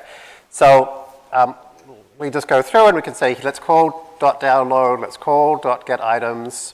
We can create nice simple little functions now. We don't have to create complex class hierarchies to say things like, tell me about some sample, and it prints it out, right? And we can create a single little function which creates a train and a valid. This is neat, right? This is something I really like about this style of programming is this is a named tuple. And I really like this idea that we don't have to create our own struct and class all the time. It's a kind of a very functional style of programming where you just say, I'm just going to define my type as soon as I need it. And this type is defined as being a thing with a train and a thing with a valid. So as soon as I whack brackets around, parentheses around this, it's both a type and a thing now. And so now I can partition into train and valid, and that's returned something where I can grab a random element from valid and a random element from train. We can create a processor, and again, it's just a protocol, right? So remember, a processor is a thing like for categories, creating a vocab of all of the possible categories. And so a processor is something where there's some way to say, like, what is the vocab? And if you have a vocab, then process things from text into numbers, or deprocess things from numbers into text. And so we can now go ahead and create a category processor, right? So here's like, grab all the unique values, and here's label to int, and here's int to label. Why are you using parentheses on your map, Jeremy? Gosh. I didn't write that. There we go, yeah. So, so now that we have a category processor, we can try using it to make sure that it looks sensible. And we can now label and process our data. So we first have to call label, and then we have to call process. Now, given that we have to do those things in a row, rather than creating whole new API functions, we can actually just use function composition. Now, in PyTorch, we've often used a thing called compose. But actually, it turns out to be much easier, as you'll see, if you don't create a function called compose, but you actually create an operator. And so here's an operator, which we will call compose, right, which is just defined as first call this function, f, and then call this function, g, on whatever the first thing you passed it is. So now we've defined a new function composition which first labels and then processes. And so now, here's something which does both, and so we can map, right? So we don't have to create, again, all these classes and special purpose functions. We're just putting together function composition and map to label all of our training data and all of our validation data. And so then finally, we can say, well, this is the final structure we want. We want a training set, we want a validation set, and let's again create our own little type in line, right? So an array of tuples. Yeah, so our training set's an array of named tuples, our validation set is an array of named tuples, and so we're going to initialize it by passing both in. And so this basically is now our data blocks API. There's a function called make split labeled data, and we're just going to pass in one of those configuration protocols we saw. So we're going to be passing in the ImageNet configuration protocol, the thing that conforms to that protocol. And we're going to be passing in some processor, right, which is going to be a category processor. And it's just going to call download, get the items, partition, map, label of, and then initialize the processor state, and then do label of, and then process is our processing function, and then map that, right? And so that's it. So now we can say, to use this with OpenCV, we define how to open an image. There it is. We define how to convert BGR to RGB, because OpenCV uses BGR. That's how old it is. We define the thing that resizes to 224 by 224 with bilinear interpolation. And so the process of opening an image is to open, then BGR to RGB, and then resize, and we compose them all together. And that's it, right? So now that we've got that, we then need to convert it to a tensor. So the entire process is to go through all those transforms and then convert to a tensor. And then I'll skip over the bit that does the mini batches. There's a thing we've got to do the mini batches with that split labeled data we created, and we then just pass in the transforms that we want, and we're done, right? So the data blocks API in kind of functional-ish, protocol-ish Swift, ends up being a lot less code to write and a lot easier for the end user, because now for the end user, there's a lot less they have to learn to use this data blocks API. It's really just like the normal kind of maps and function composition that hopefully they're familiar with as Swift programmers. So I'm really excited to see how this came out, because it solves the problems that I've been battling with for the last year with the Python data blocks API, and it's been really just a couple of days of work to get to this point. And one of the things that this points to in Swift that is a big focus is on building APIs. And so, again, we've been talking about this idea of being able to take an API, use it without knowing how it works. It could be in C or Python or whatever, but it's about building these things that compose together and they fit together in very nice ways. And with Swift, you get these clean abstractions. So once you pass in the right things, it works. You don't get the stack trace coming out of the middle of somebody else's library that now you have to figure out what you did somewhere along the way that caused it to break. Yeah. At least not nearly as often. So to see what this ends up looking like, I've created a package called DataBlock. It contains two files in. It's got a package.swift and it's got a main.swift. And main.swift is that, right? So all that in the end to actually use it, that's how much code it is to use your DataBlocks API and grab all the batches. So it comes out super pretty. Yeah. So let's take a 5-minute break and see you back here at 8:05.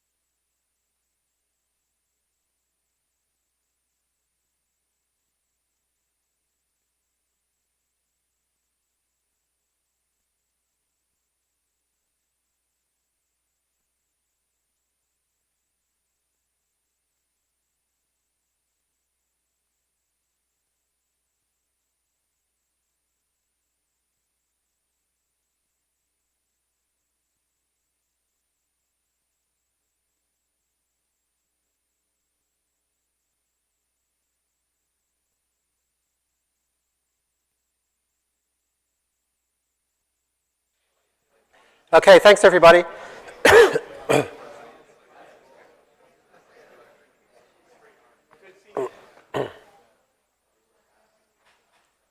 Where are we heading now?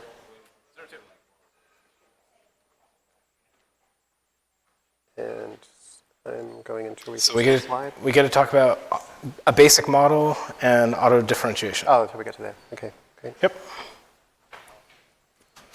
Okay, so we're gradually working our way back to what we briefly saw last week, Notebook 11, training ImageNet, and we're gradually making our way back up to hit that point again. It's a bit of a slow process because along the way we've had to kind of invent float and learn about a new language and stuff like that, but we are actually finally up to 0.2, a fully connected model, believe it or not. And the nice thing is, at this point, things are going to start looking more and more familiar. One thing I will say, though, that can look quite unfamiliar is the amount of typing that you have to type with Swift. But there's actually a trick, which is you don't have to type all these types. You don't have to in type Swift. types. What you can actually do is you can say, like, oh, you know, here's a type I use all the time, tensor, bracket, float, and I don't like writing angle brackets either. So let's just create a type alias called TF. And now I just use TF everywhere. Now, to be clear, a lot of real Swift programmers in their production code might not like doing that a lot. I mean, personally, I do that a lot, even not in notebooks. But, you know, you might want to be careful if you're doing actual Swift programming. The way I would look at it is if you're building something for somebody else to use, if you're publishing an API, you probably don't want to do that. Yeah. But if you're hacking things together and you're playing and having fun, it's no problem at all. Yeah, I mean, different strokes. I personally, I would say if I'm giving somebody something that's the whole thing's tensor floats, I would do it. But anyway, in a notebook, I definitely don't want to be typing that. So in a notebook, make it easier for your interactive programming by knowing about things like type alias. Yeah, that's something we also want to make better just in general, so that these things all just default to float. Yeah. You don't have to worry about it. That'll be nice. So then we can write a normalized function that looks exactly the same as our Python normalized function. And we can use mean and standard deviation just like in Python. And we can define tests with asserts just like in Python. So this all looks identical. We can calculate n and m and c, the same constant, the variables that we used in Python in exactly the same way as Python. We can create our weights and biases just like in Python, except there's a nice kind of rule of thumb in the Swift world, which is anytime you have a function that's going to create some new thing for you, we always use the init constructor for that. So for example, generating random numbers and dumping them into a tensor, that's constructing a new tensor for you. So it's actually, you're actually calling tensorfloat.init here. And so if you're trying to find where is it in an API that I get to create something in this way, you should generally look for in the init section. So this is how you create random numbers in Swift for TensorFlow. It's how you create a tensor of zeros in Swift for TensorFlow. So here's our weights and biases. This is all the same stuff. We just basically copied and pasted it from the PyTorch version with some very, very minor changes. Create our linear function, except rather than @ we use dot, because that's what they use in Swift for TensorFlow. If you're on a Mac, that's option 8. If you're on anything else, it's compose key dot equals. And so now we can go ahead and calculate linear functions. We can calculate ReLU exactly the same as PyTorch. We can do proper chiming init exactly like PyTorch. And so now we're at the point where we can define the forward pass of a model.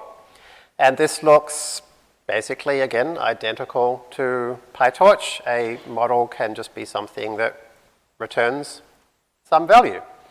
So the forward pass of our model really just builds on stuff that we already know about, and it looks almost identical to PyTorch, as does a loss function, right? It looks a little bit different because it's not called squeeze, it's called squeezing shape, but other than that, mean squared error is the same as PyTorch as well. And so now here's our entire forward pass.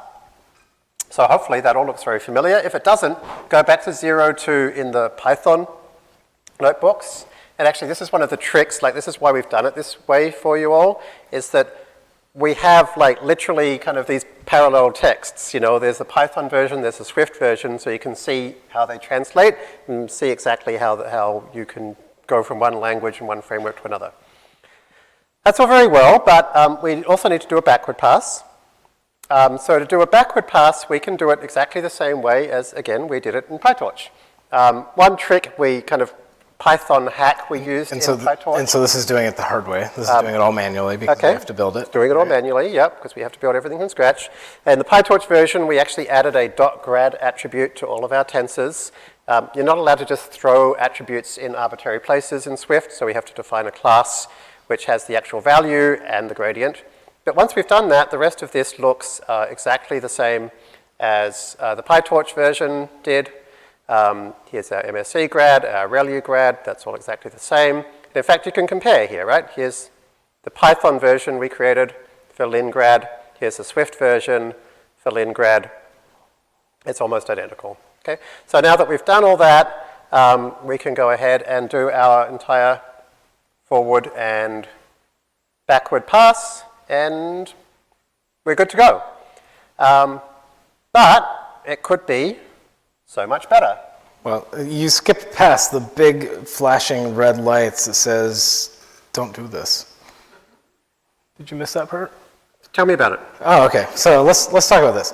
So this is defining a class and putting things in classes, and we haven't seen classes yet, at least not very much. That's true, because before we've used things that looked like classes, but they didn't say class on them, they said struct on them. Yes, and so what is that? And so maybe It'll take forever. Do you want to just go to that? Yeah, go to that one. Scroll. I don't know the magic keyboard. Control F5. Wasn't F5 the old run key for IDEs?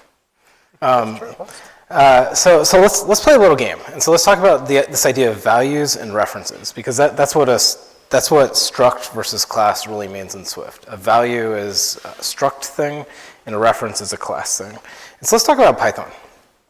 Here's some really simple Python code, and there's no tricks here. What we're doing is we're assigning 4 into A, we're copying A into B, we're incrementing A and printing them out. And so when you do this, you see that A gets incremented, of course. B does not, of course. This all makes perfect sense. In Swift, you do the same thing, you get the same thing out. Right? This is how math works, right? All very straightforward. Let's talk about arrays. So here I have an array or list in Python, and I put into X, and then I copy X into Y. I add something to X, and it has it. I have to point with this. So, and then it has the extra item. That makes perfect sense, right? But what happens to Y? What? What just happened here? I just added something to X, and now Y changed? Now you have, what is going on here? Well, we learn that there's this thing called a reference, and we learn that it does things like this, and we learn when it bites us. What happens in Swift? Well, Swift has arrays. It doesn't have lists the same way. And so here we have, again, it's identical code except var. We put in 1 and a 2 into X, we copy X into Y, we add something to X, we print it out, we get the extra element. But Y is correct. What just happened? So this is something called value and reference semantics. And in Swift, arrays, dictionaries, tensors, like all these things have what's known as value semantics. And let's dive in a little bit about what that is. So a value in something that has value semantics is a variable that, sorry, this is self-referential. When you declare something in your code, you're declaring a name. And if it's a name for a value, that name stands for that value. Right? X stands for the array of elements that it contains. This is how math always works. This is what you expect out of basic integers. This is what you expect out of basic things that you interact with on a daily basis. Reference semantics are weird if you think about it. So what we're doing is we're saying that X is a name for something else. And so we usually don't think about this until it comes around to bite us. And so this is kind of a problem. And let's dive in a little bit to understand why this causes problems. So here's a function. It's doThing. It's something that Jeremy wrote with a very descriptive name. And it takes T, and then it goes and updates this, and that's fine, right? It's super fast. Everything is good. You move on and put in a workbook, and then you build the next workbook. Next workbook calls into doThing, and you find out, oh, well, it changed the tensor I passed in, but I was using that tensor for something else, and now I've got a problem because it's changing a tensor that I wanted to use, and now I've got this bug, I have to debug it, and I find out the do thing is causing the problem, and so what do? I go put a clone in there.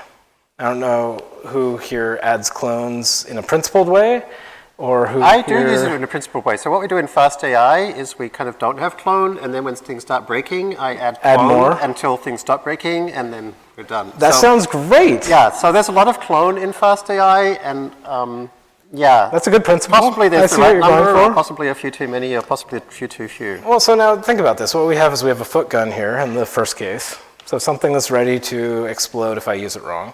Now I added clone, and so good news, it's correct but slow. Like, so it's going to do that copy even if I don't need to, which is really sad. In Swift, things just work. You pass in a tensor, you can update it, you can return it, and it leaves the original one alone. Arguments in Swift actually even default to constants, which makes it so that you can't do that. If you do actually want to modify something in the caller, you can do that too. You just have to be a little bit more explicit about it and use this thing called in-out.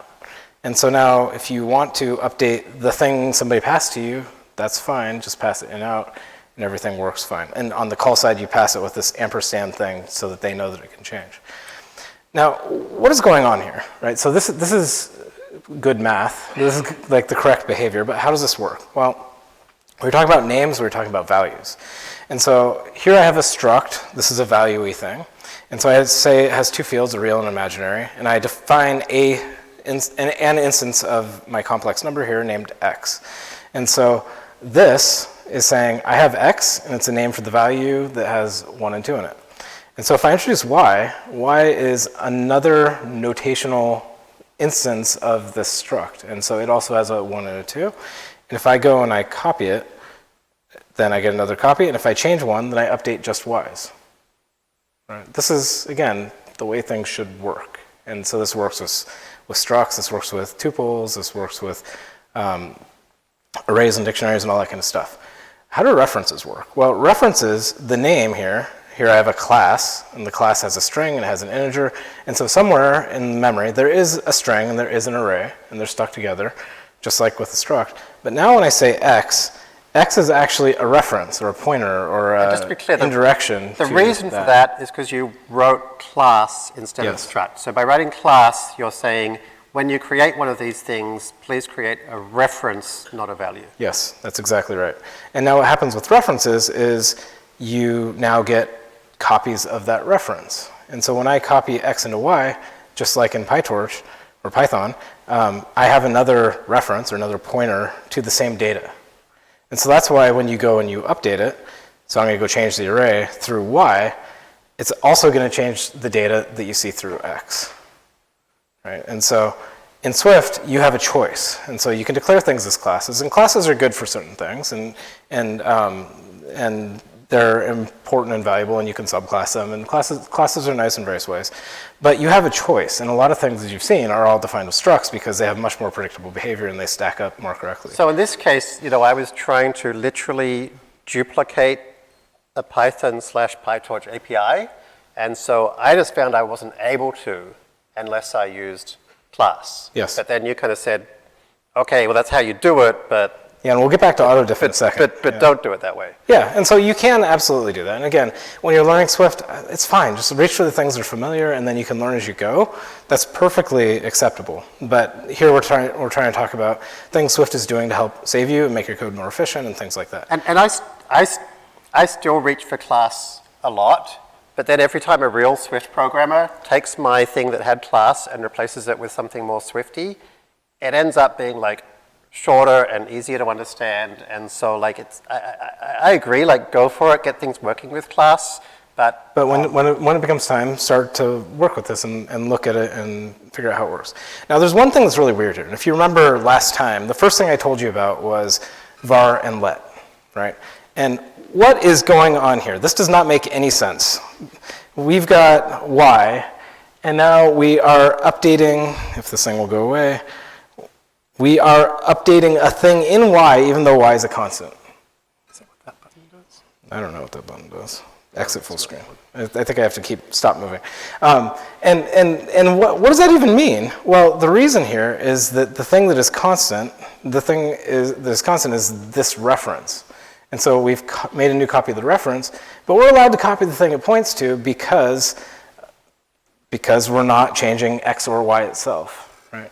So this doesn't make sense. None of this makes sense. But how does let and var work? Well, this is a thing that comes back to the mutation model in Swift. And I'll go through this pretty quickly. This is not something you have to know. But let's say I have a complex number and it's a struct. And I say, hey, this thing is a constant. I want to go change it, right? That's not supposed to work. What happens?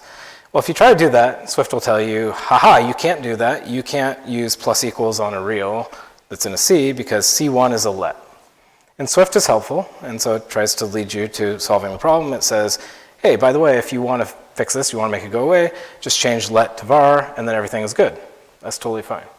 Now, okay, fine. Well, maybe I really do want to change it. And so what I'm going to do is I'm going to get a little bit trickier, and I'm going to define this extension. I'm going to add a method increment to my complex number. I'm going to increment it inside the method, and then call the method. Can I get away with that? Well, these things may be in different files. The compiler may only be able to see one or the other. And so if you run this, it has no idea whether increment's going to change that thing, right? And so what the compiler does is it says, well, you can't increment real inside of this increment method either, because it says self is immutable. And it says mark method mutating to make self mutable. Now, the thing to think about in methods, both in Python but also in Swift, is that they have a self. Right? In Python, you have to declare it. Swift has it too. It's just not making you write it all the time because that would be annoying. And so when you declare a method on a struct, what you do is you're getting self, and it's a copy of the struct. Okay? Now, what this is saying that, hey, you're actually changing self.real. Self is constant, and so you can't do that here. But what you can do is you can mark it mutating. And so what that looks like is that says, we can mark this function as mutating. And what that does is it says, our self is now one of these in-out things, the in-out thing that allows us to change it in the caller. And because it's now mutating, it's totally fine to change it. That's no big deal. And the compiler leads you to this and shows you what to do.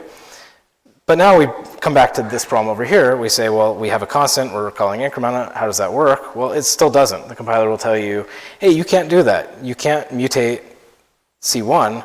And now it knows the increment can change it. And so it says, really, really, really, if you want to do this, go mark C1 as a var. And Jeremy would say, just mark everything as a var, because pretty much that's how he is. And so the nice thing about this, though, is that it all stacks up nicely and it all works. And this is what allows, this is kind of the underlying mechanics that allow the value stuff to work. Now, you may be wondering, how is this efficient? So we were talking about in the PyTorch world, you end up copying all the time, even if you don't end up needing it. In Swift, we don't want to do all those copies. And so, on the other hand, we don't want to be like always copying. So where do the copies go and how does that work? So if you're using arrays, or arrays of arrays of arrays of dictionaries of arrays of like super nested things, what ends up happening is array is a struct. You might be surprised. And inside of that struct, it has a pointer or a reference. And so the elements of an array are actually implemented with the class. And so what I have here is I have A1, which is some array, and I copied it to A2, and I copied it to A3, I copied it to A4 because I'm passing it all around. I'm just passing this array around, no big deal. And what happens is I'm just copying this reference, and it happens to be buried inside of a struct. And so this passing around arrays, full value semantics, super cheap, no problem. It's not copying any data, it's just passing the pointer around, right? Just like you do in C or even in Python. The magic happens when you go and you say, okay, well, I've now got A4. And so all these things are all sharing this thing. I'm going to add one element to A4.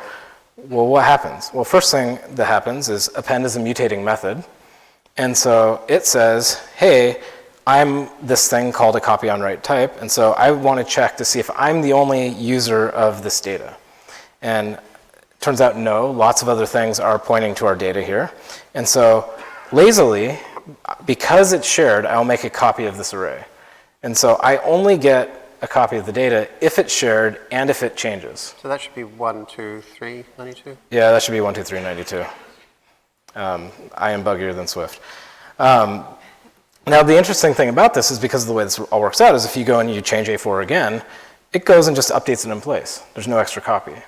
And so the cool thing about this is that you get exactly the right number of copies, and it just works. You as a programmer don't have to think about this. This is one of the things that Swift is just like subtracting from your consciousness of the things you have to worry about, which is really nice. And so a really nice aspect of this is that you get algebra, like values work the way values are supposed to work. You get super high performance. We get to use more emojis, which I always appreciate. If you want to learn more about this, because this is also a really cool, deep topic that you can geek out about, particularly if you've done object-oriented programming before, there's a lot that's really nice about this. There's a video you can see more. So let's go back to that autodiff thing, and let's actually talk about autodiff from a different perspective. So this is the autodiff system implemented the same way as the manually done PyTorch version. And we didn't like it because it was using references. Let's implement it, again, the very low-level manual way in Swift. But before we do, let's talk about where we want to get to. So Swift has built-in, and Swift for TensorFlow has built-in automatic differentiation for your code. So you don't have to write gradients manually. You don't have to worry about all this stuff. And the way it works is really simple. There are functions like gradient, and you call gradient, and you pass it a closure, and you say, what is the gradient of x times x? And it gives you a new function that computes the gradient of x times x, and here we're just calling that function on a bunch of numbers that we're striding over and printing them out, and it just gives you this gradient of this random little function we wrote. Now, one of the interesting things about this is I wrote this out. It takes just doubles or floats or other things like that.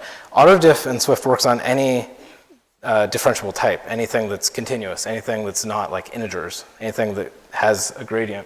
And so you can't do this in just a library. This has to be built into the language itself because you're literally compiling something that's multiplying doubles together, and it has to figure out how to get gradients out of that. yeah, you can do things as a library, and that's what PyTorch and other frameworks do in Python. But it doesn't work the same way at all. But PyTorch will not do that on doubles. PyTorch yes, requires you to do that on yes. tensors. Yes. And so this doesn't just work on doubles. If you want to define quaternions or other cool numeric scientific-y things that are continuous, those are differentiable too, and that all stacks out and works.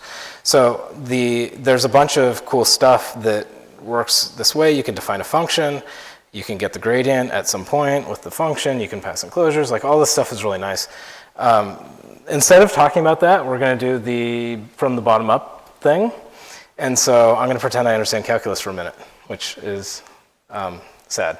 So if you think about what differentiation is, computing the derivative of a function, there's two basic things you have to do. You have to know the axioms of the universe, like what is the derivative of plus, or multiply, or sine or cosine, or tensor matmul.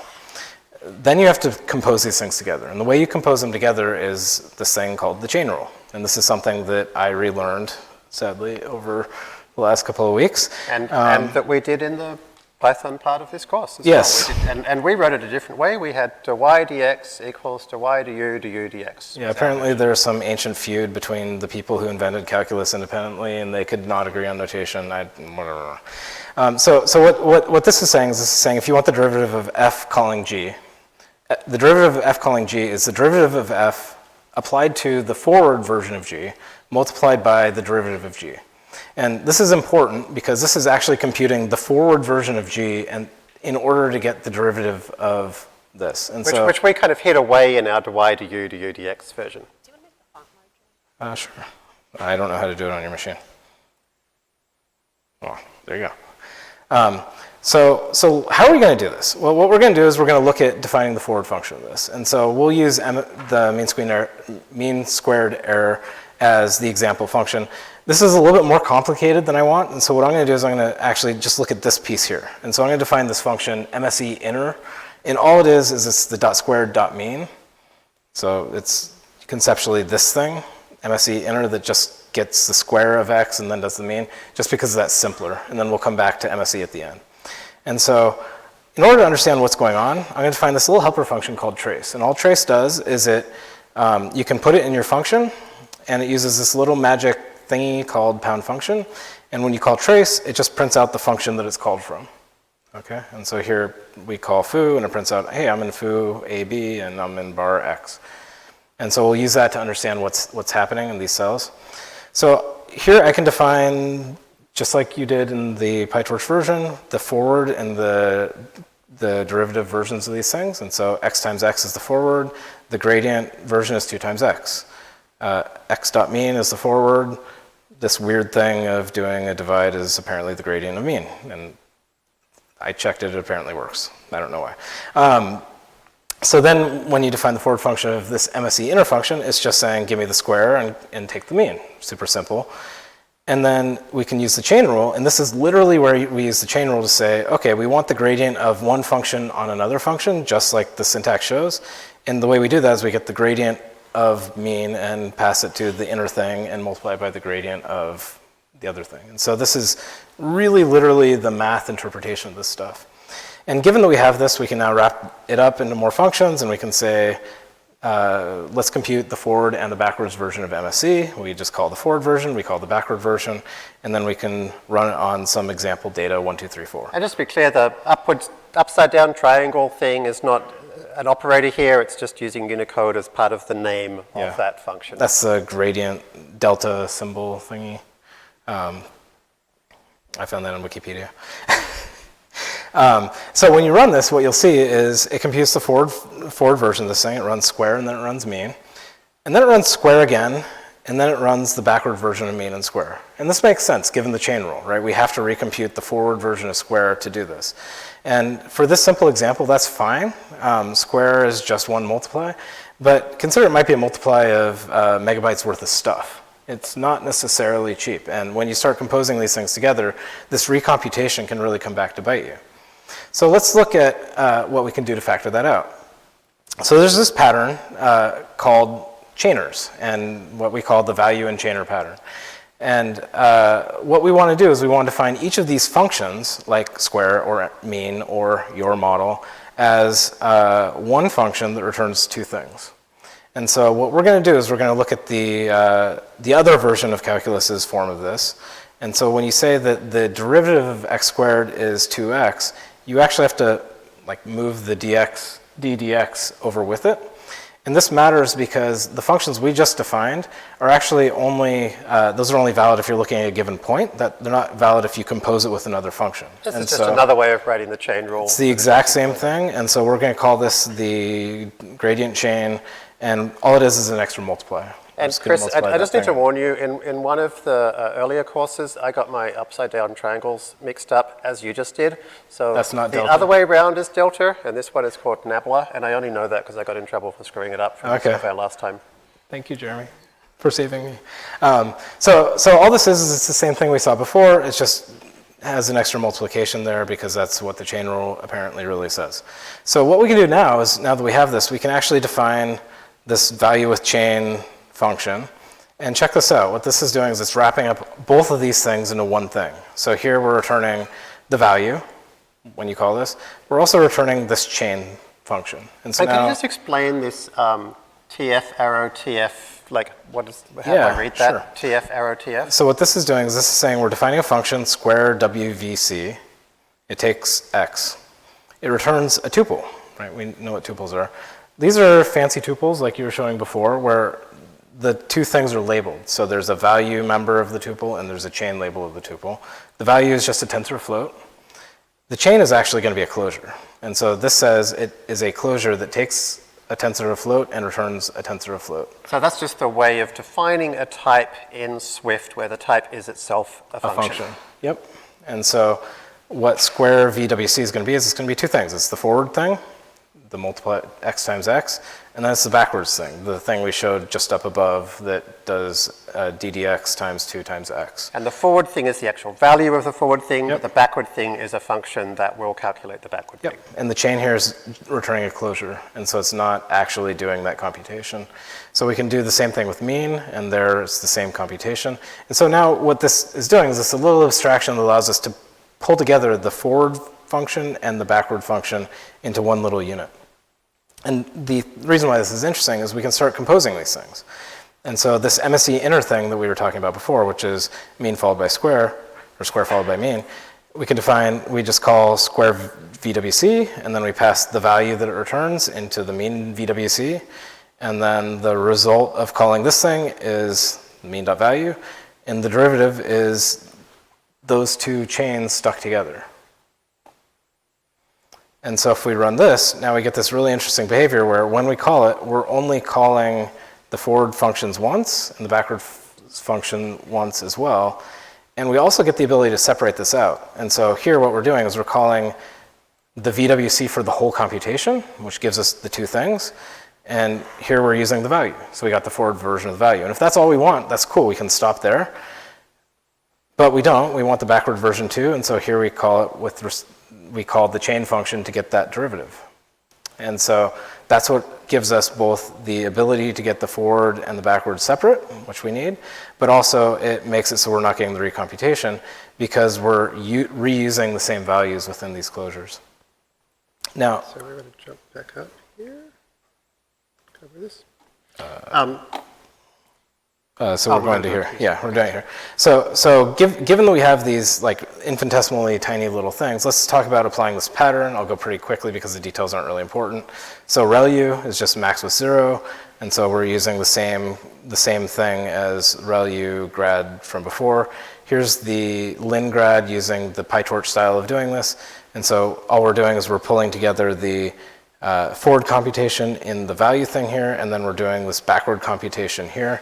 And we're doing this with closures. So can I just talk about this difference? Because it's really interesting because, this is the version that Sylvain and I wrote when we just pushed it over from PyTorch.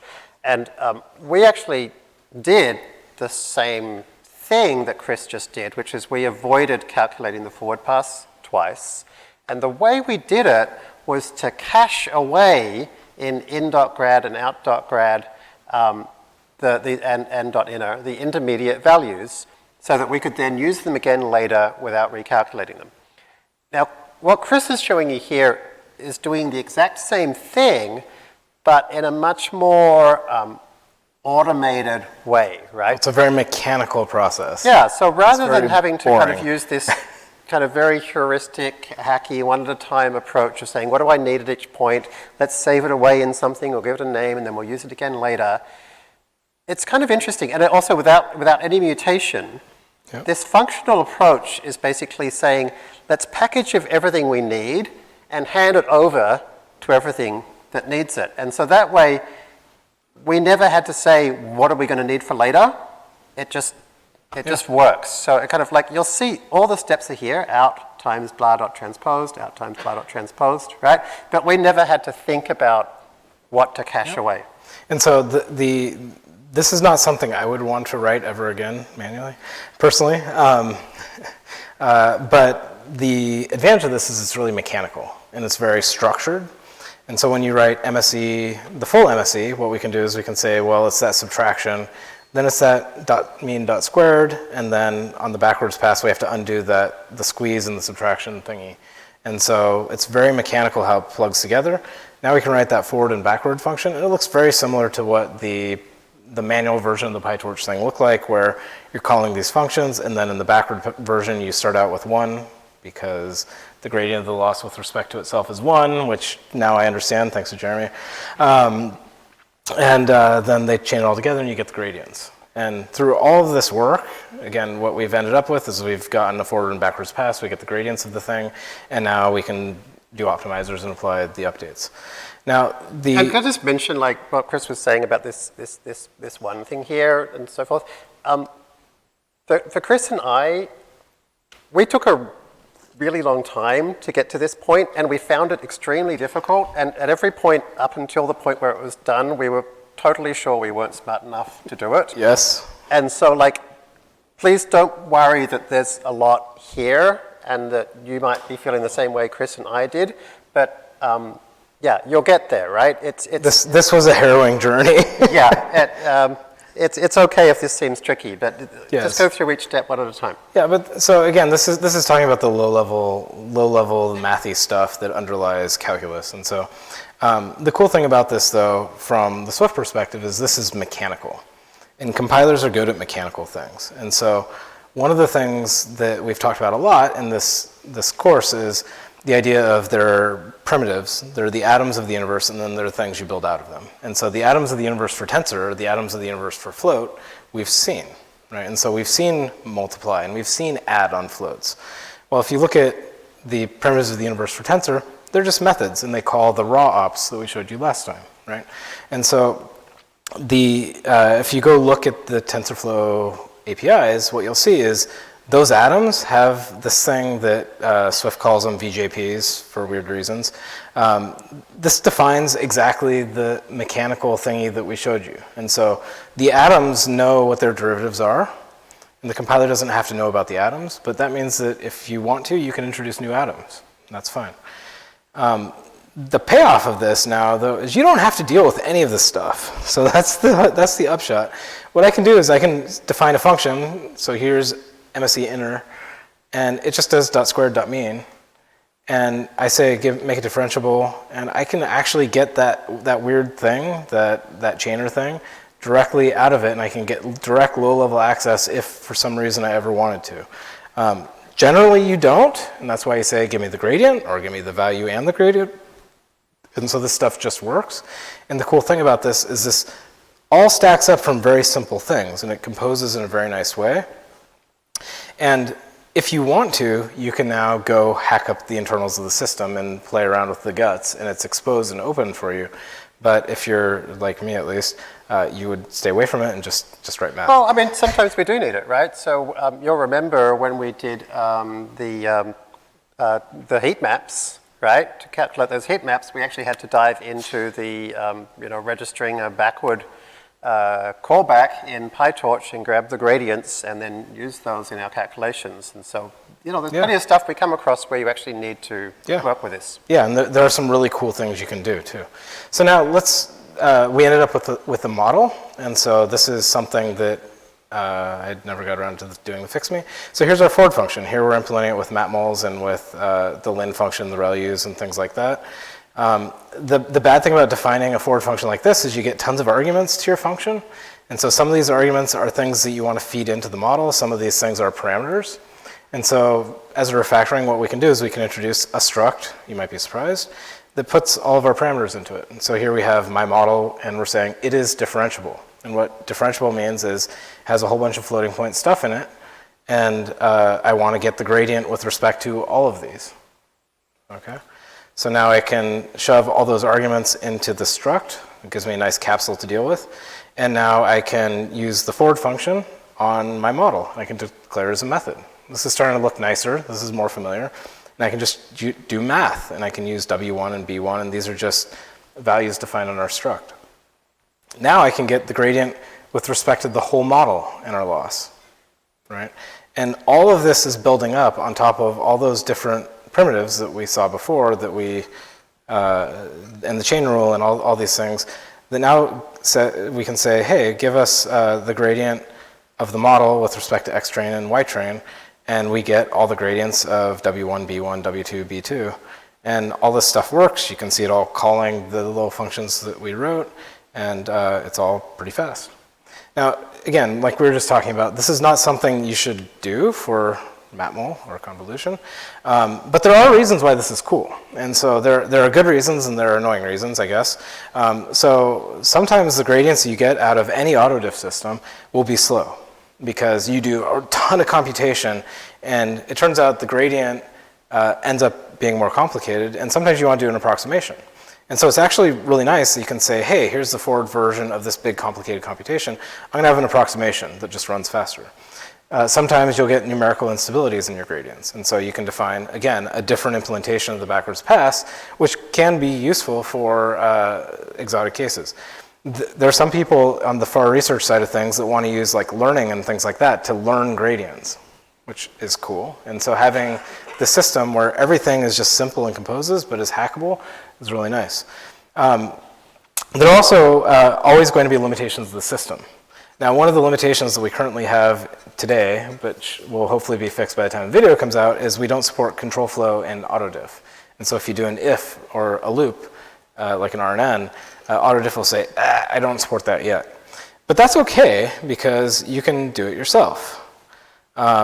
So we'll go see an example of that in 11. There we go. And so what we have implemented here, and we'll talk about layers more in a second, is we have this thing called switchable layer. And what switchable layer is it's just a layer that allows us to have a Boolean toggle to turn it on and off. And the on and off needs an if, right? And so Swift AutoDiff doesn't currently support if, and so when we define the forward function, it's super easy. We just check to see if it's on, and if so, we run the forward. Otherwise, we don't. Because it doesn't support that control flow yet, we have to write the backwards pass manually.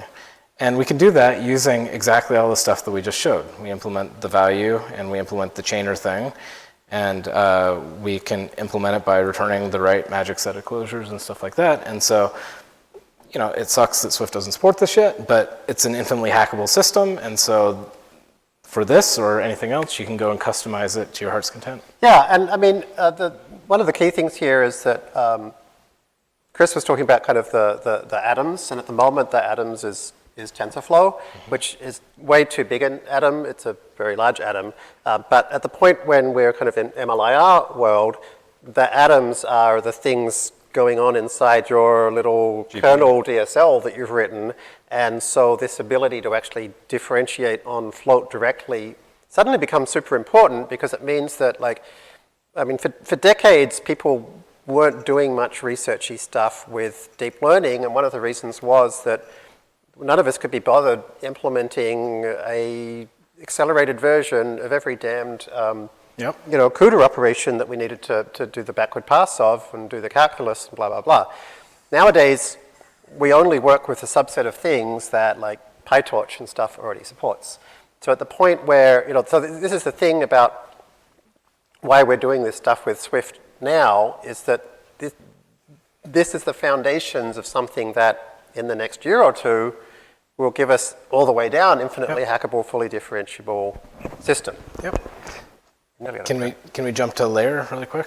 So we've talked about Matmul, we've talked about AutoDiff. Now let's talk about other stuff. So layers are now super easy. It just uses all the same stuff you've seen. And so if you go look at layer, it's a protocol, just like we were talking before.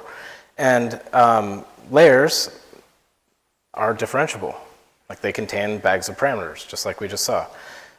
The requirement inside of a layer is you have to have a call. So layers in Swift are callable, just like you'd expect. And they work with any type that's an input or an output. And what layer says is the input and output types just have to be differentiable.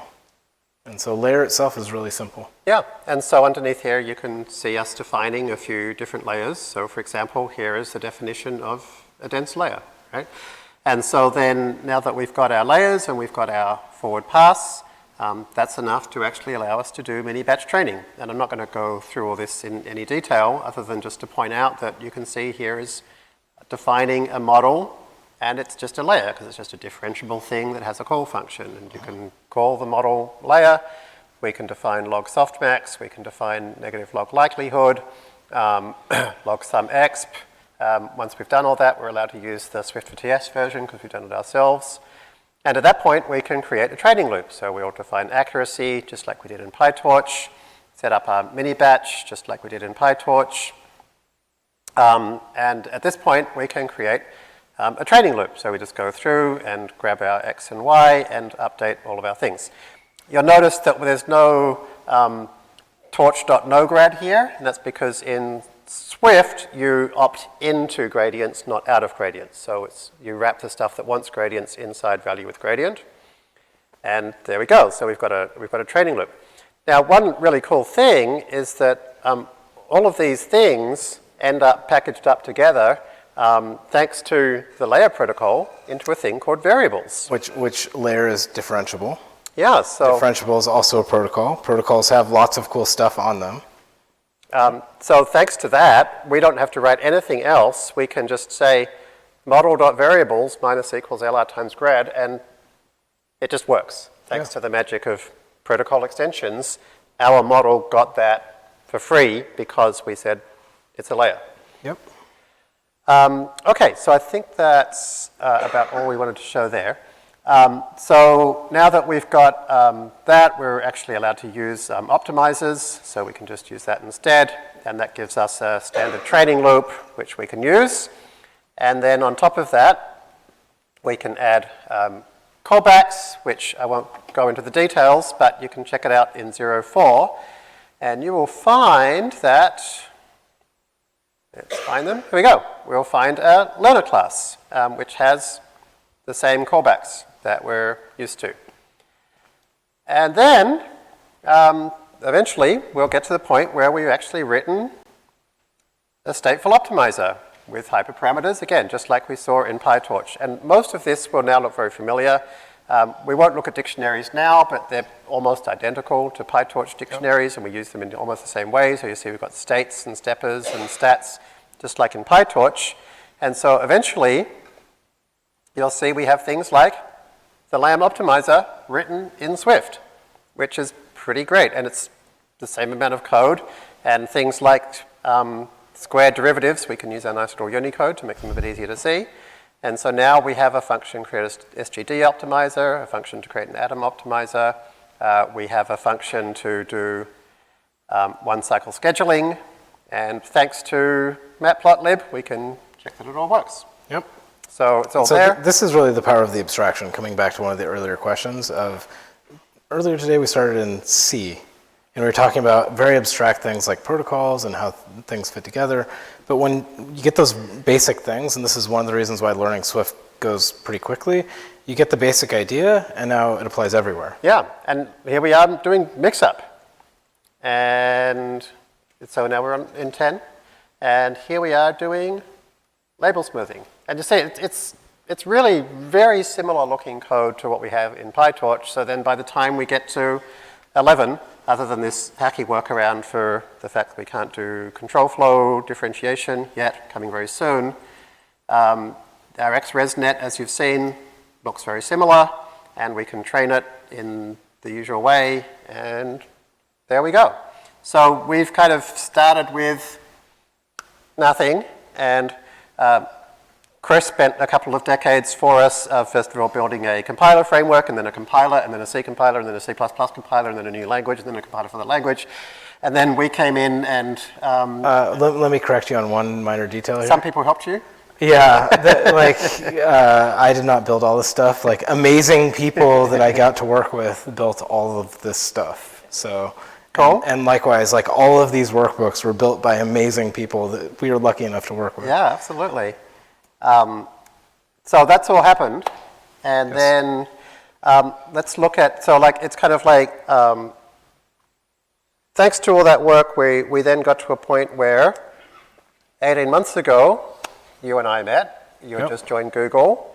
We were at the TensorFlow Symposium, and I said, what are you doing here? I thought you're a compiler guy. And you said, oh, well, now I'm going to be a deep learning guy. Well, no, I said, well, deep learning sounds really cool. Yeah. And he hadn't told me it was uncool yet. Yeah, so then I complained about how terrible everything was, and Chris said, I'm going to create a new framework. And I was like, we need a lot more than a new framework. You know, I described the problems that we've talked about with like where Python's up to. Chris said, well, I might actually be creating a new language for deep learning, which I was very excited about because I'm totally not happy with the current languages we have for deep learning.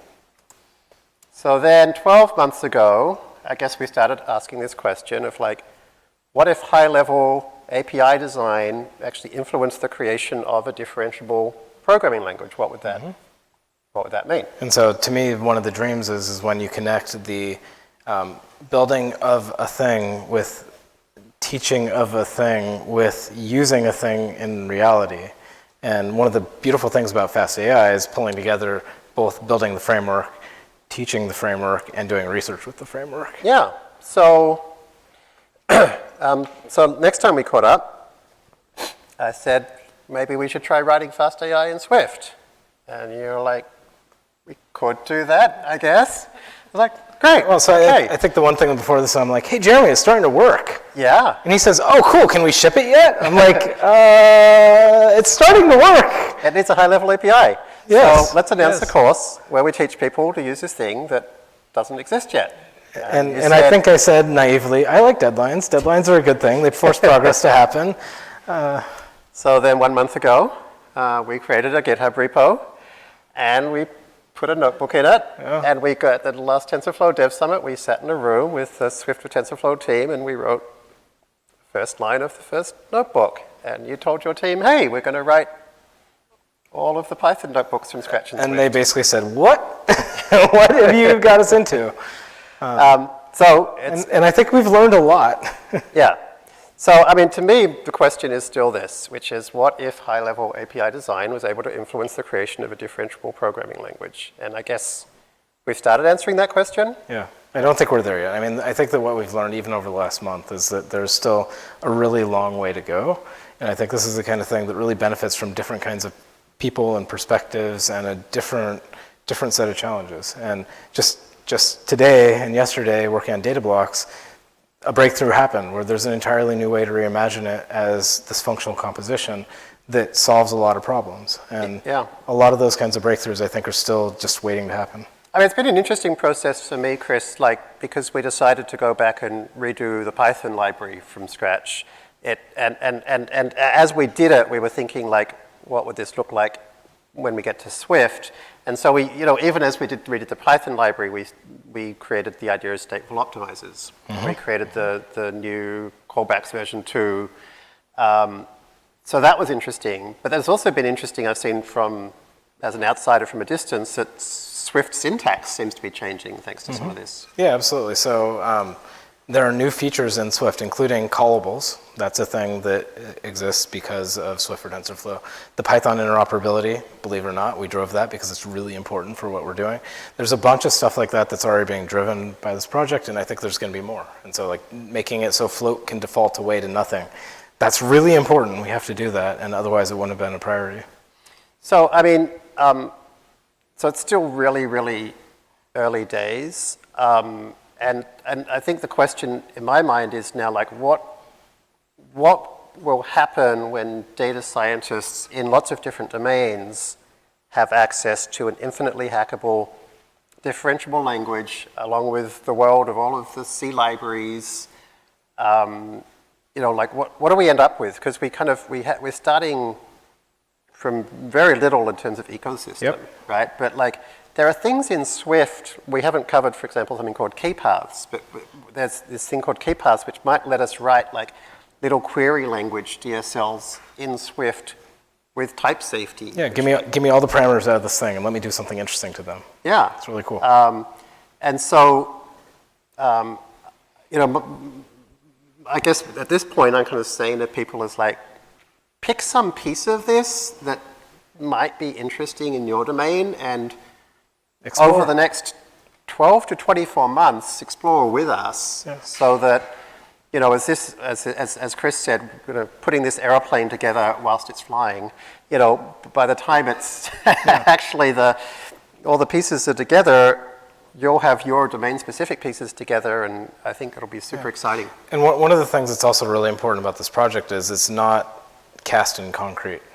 So we can and we will change it to make it great. And to me, we're very much in the phase of let's focus on making the basic ingredients that everybody puts things together. Like, let's talk about the core of layer is. Let's talk about what data blocks should be. Let's talk about what all these basic things are. Let's not mess with float anymore. Let's go up a few levels. Float is done? Okay. Yeah, we can consider float done. But let's actually really focus on getting these right so that then we can build amazing things on top of them. And to me, the thing I'm looking forward to is just innovation.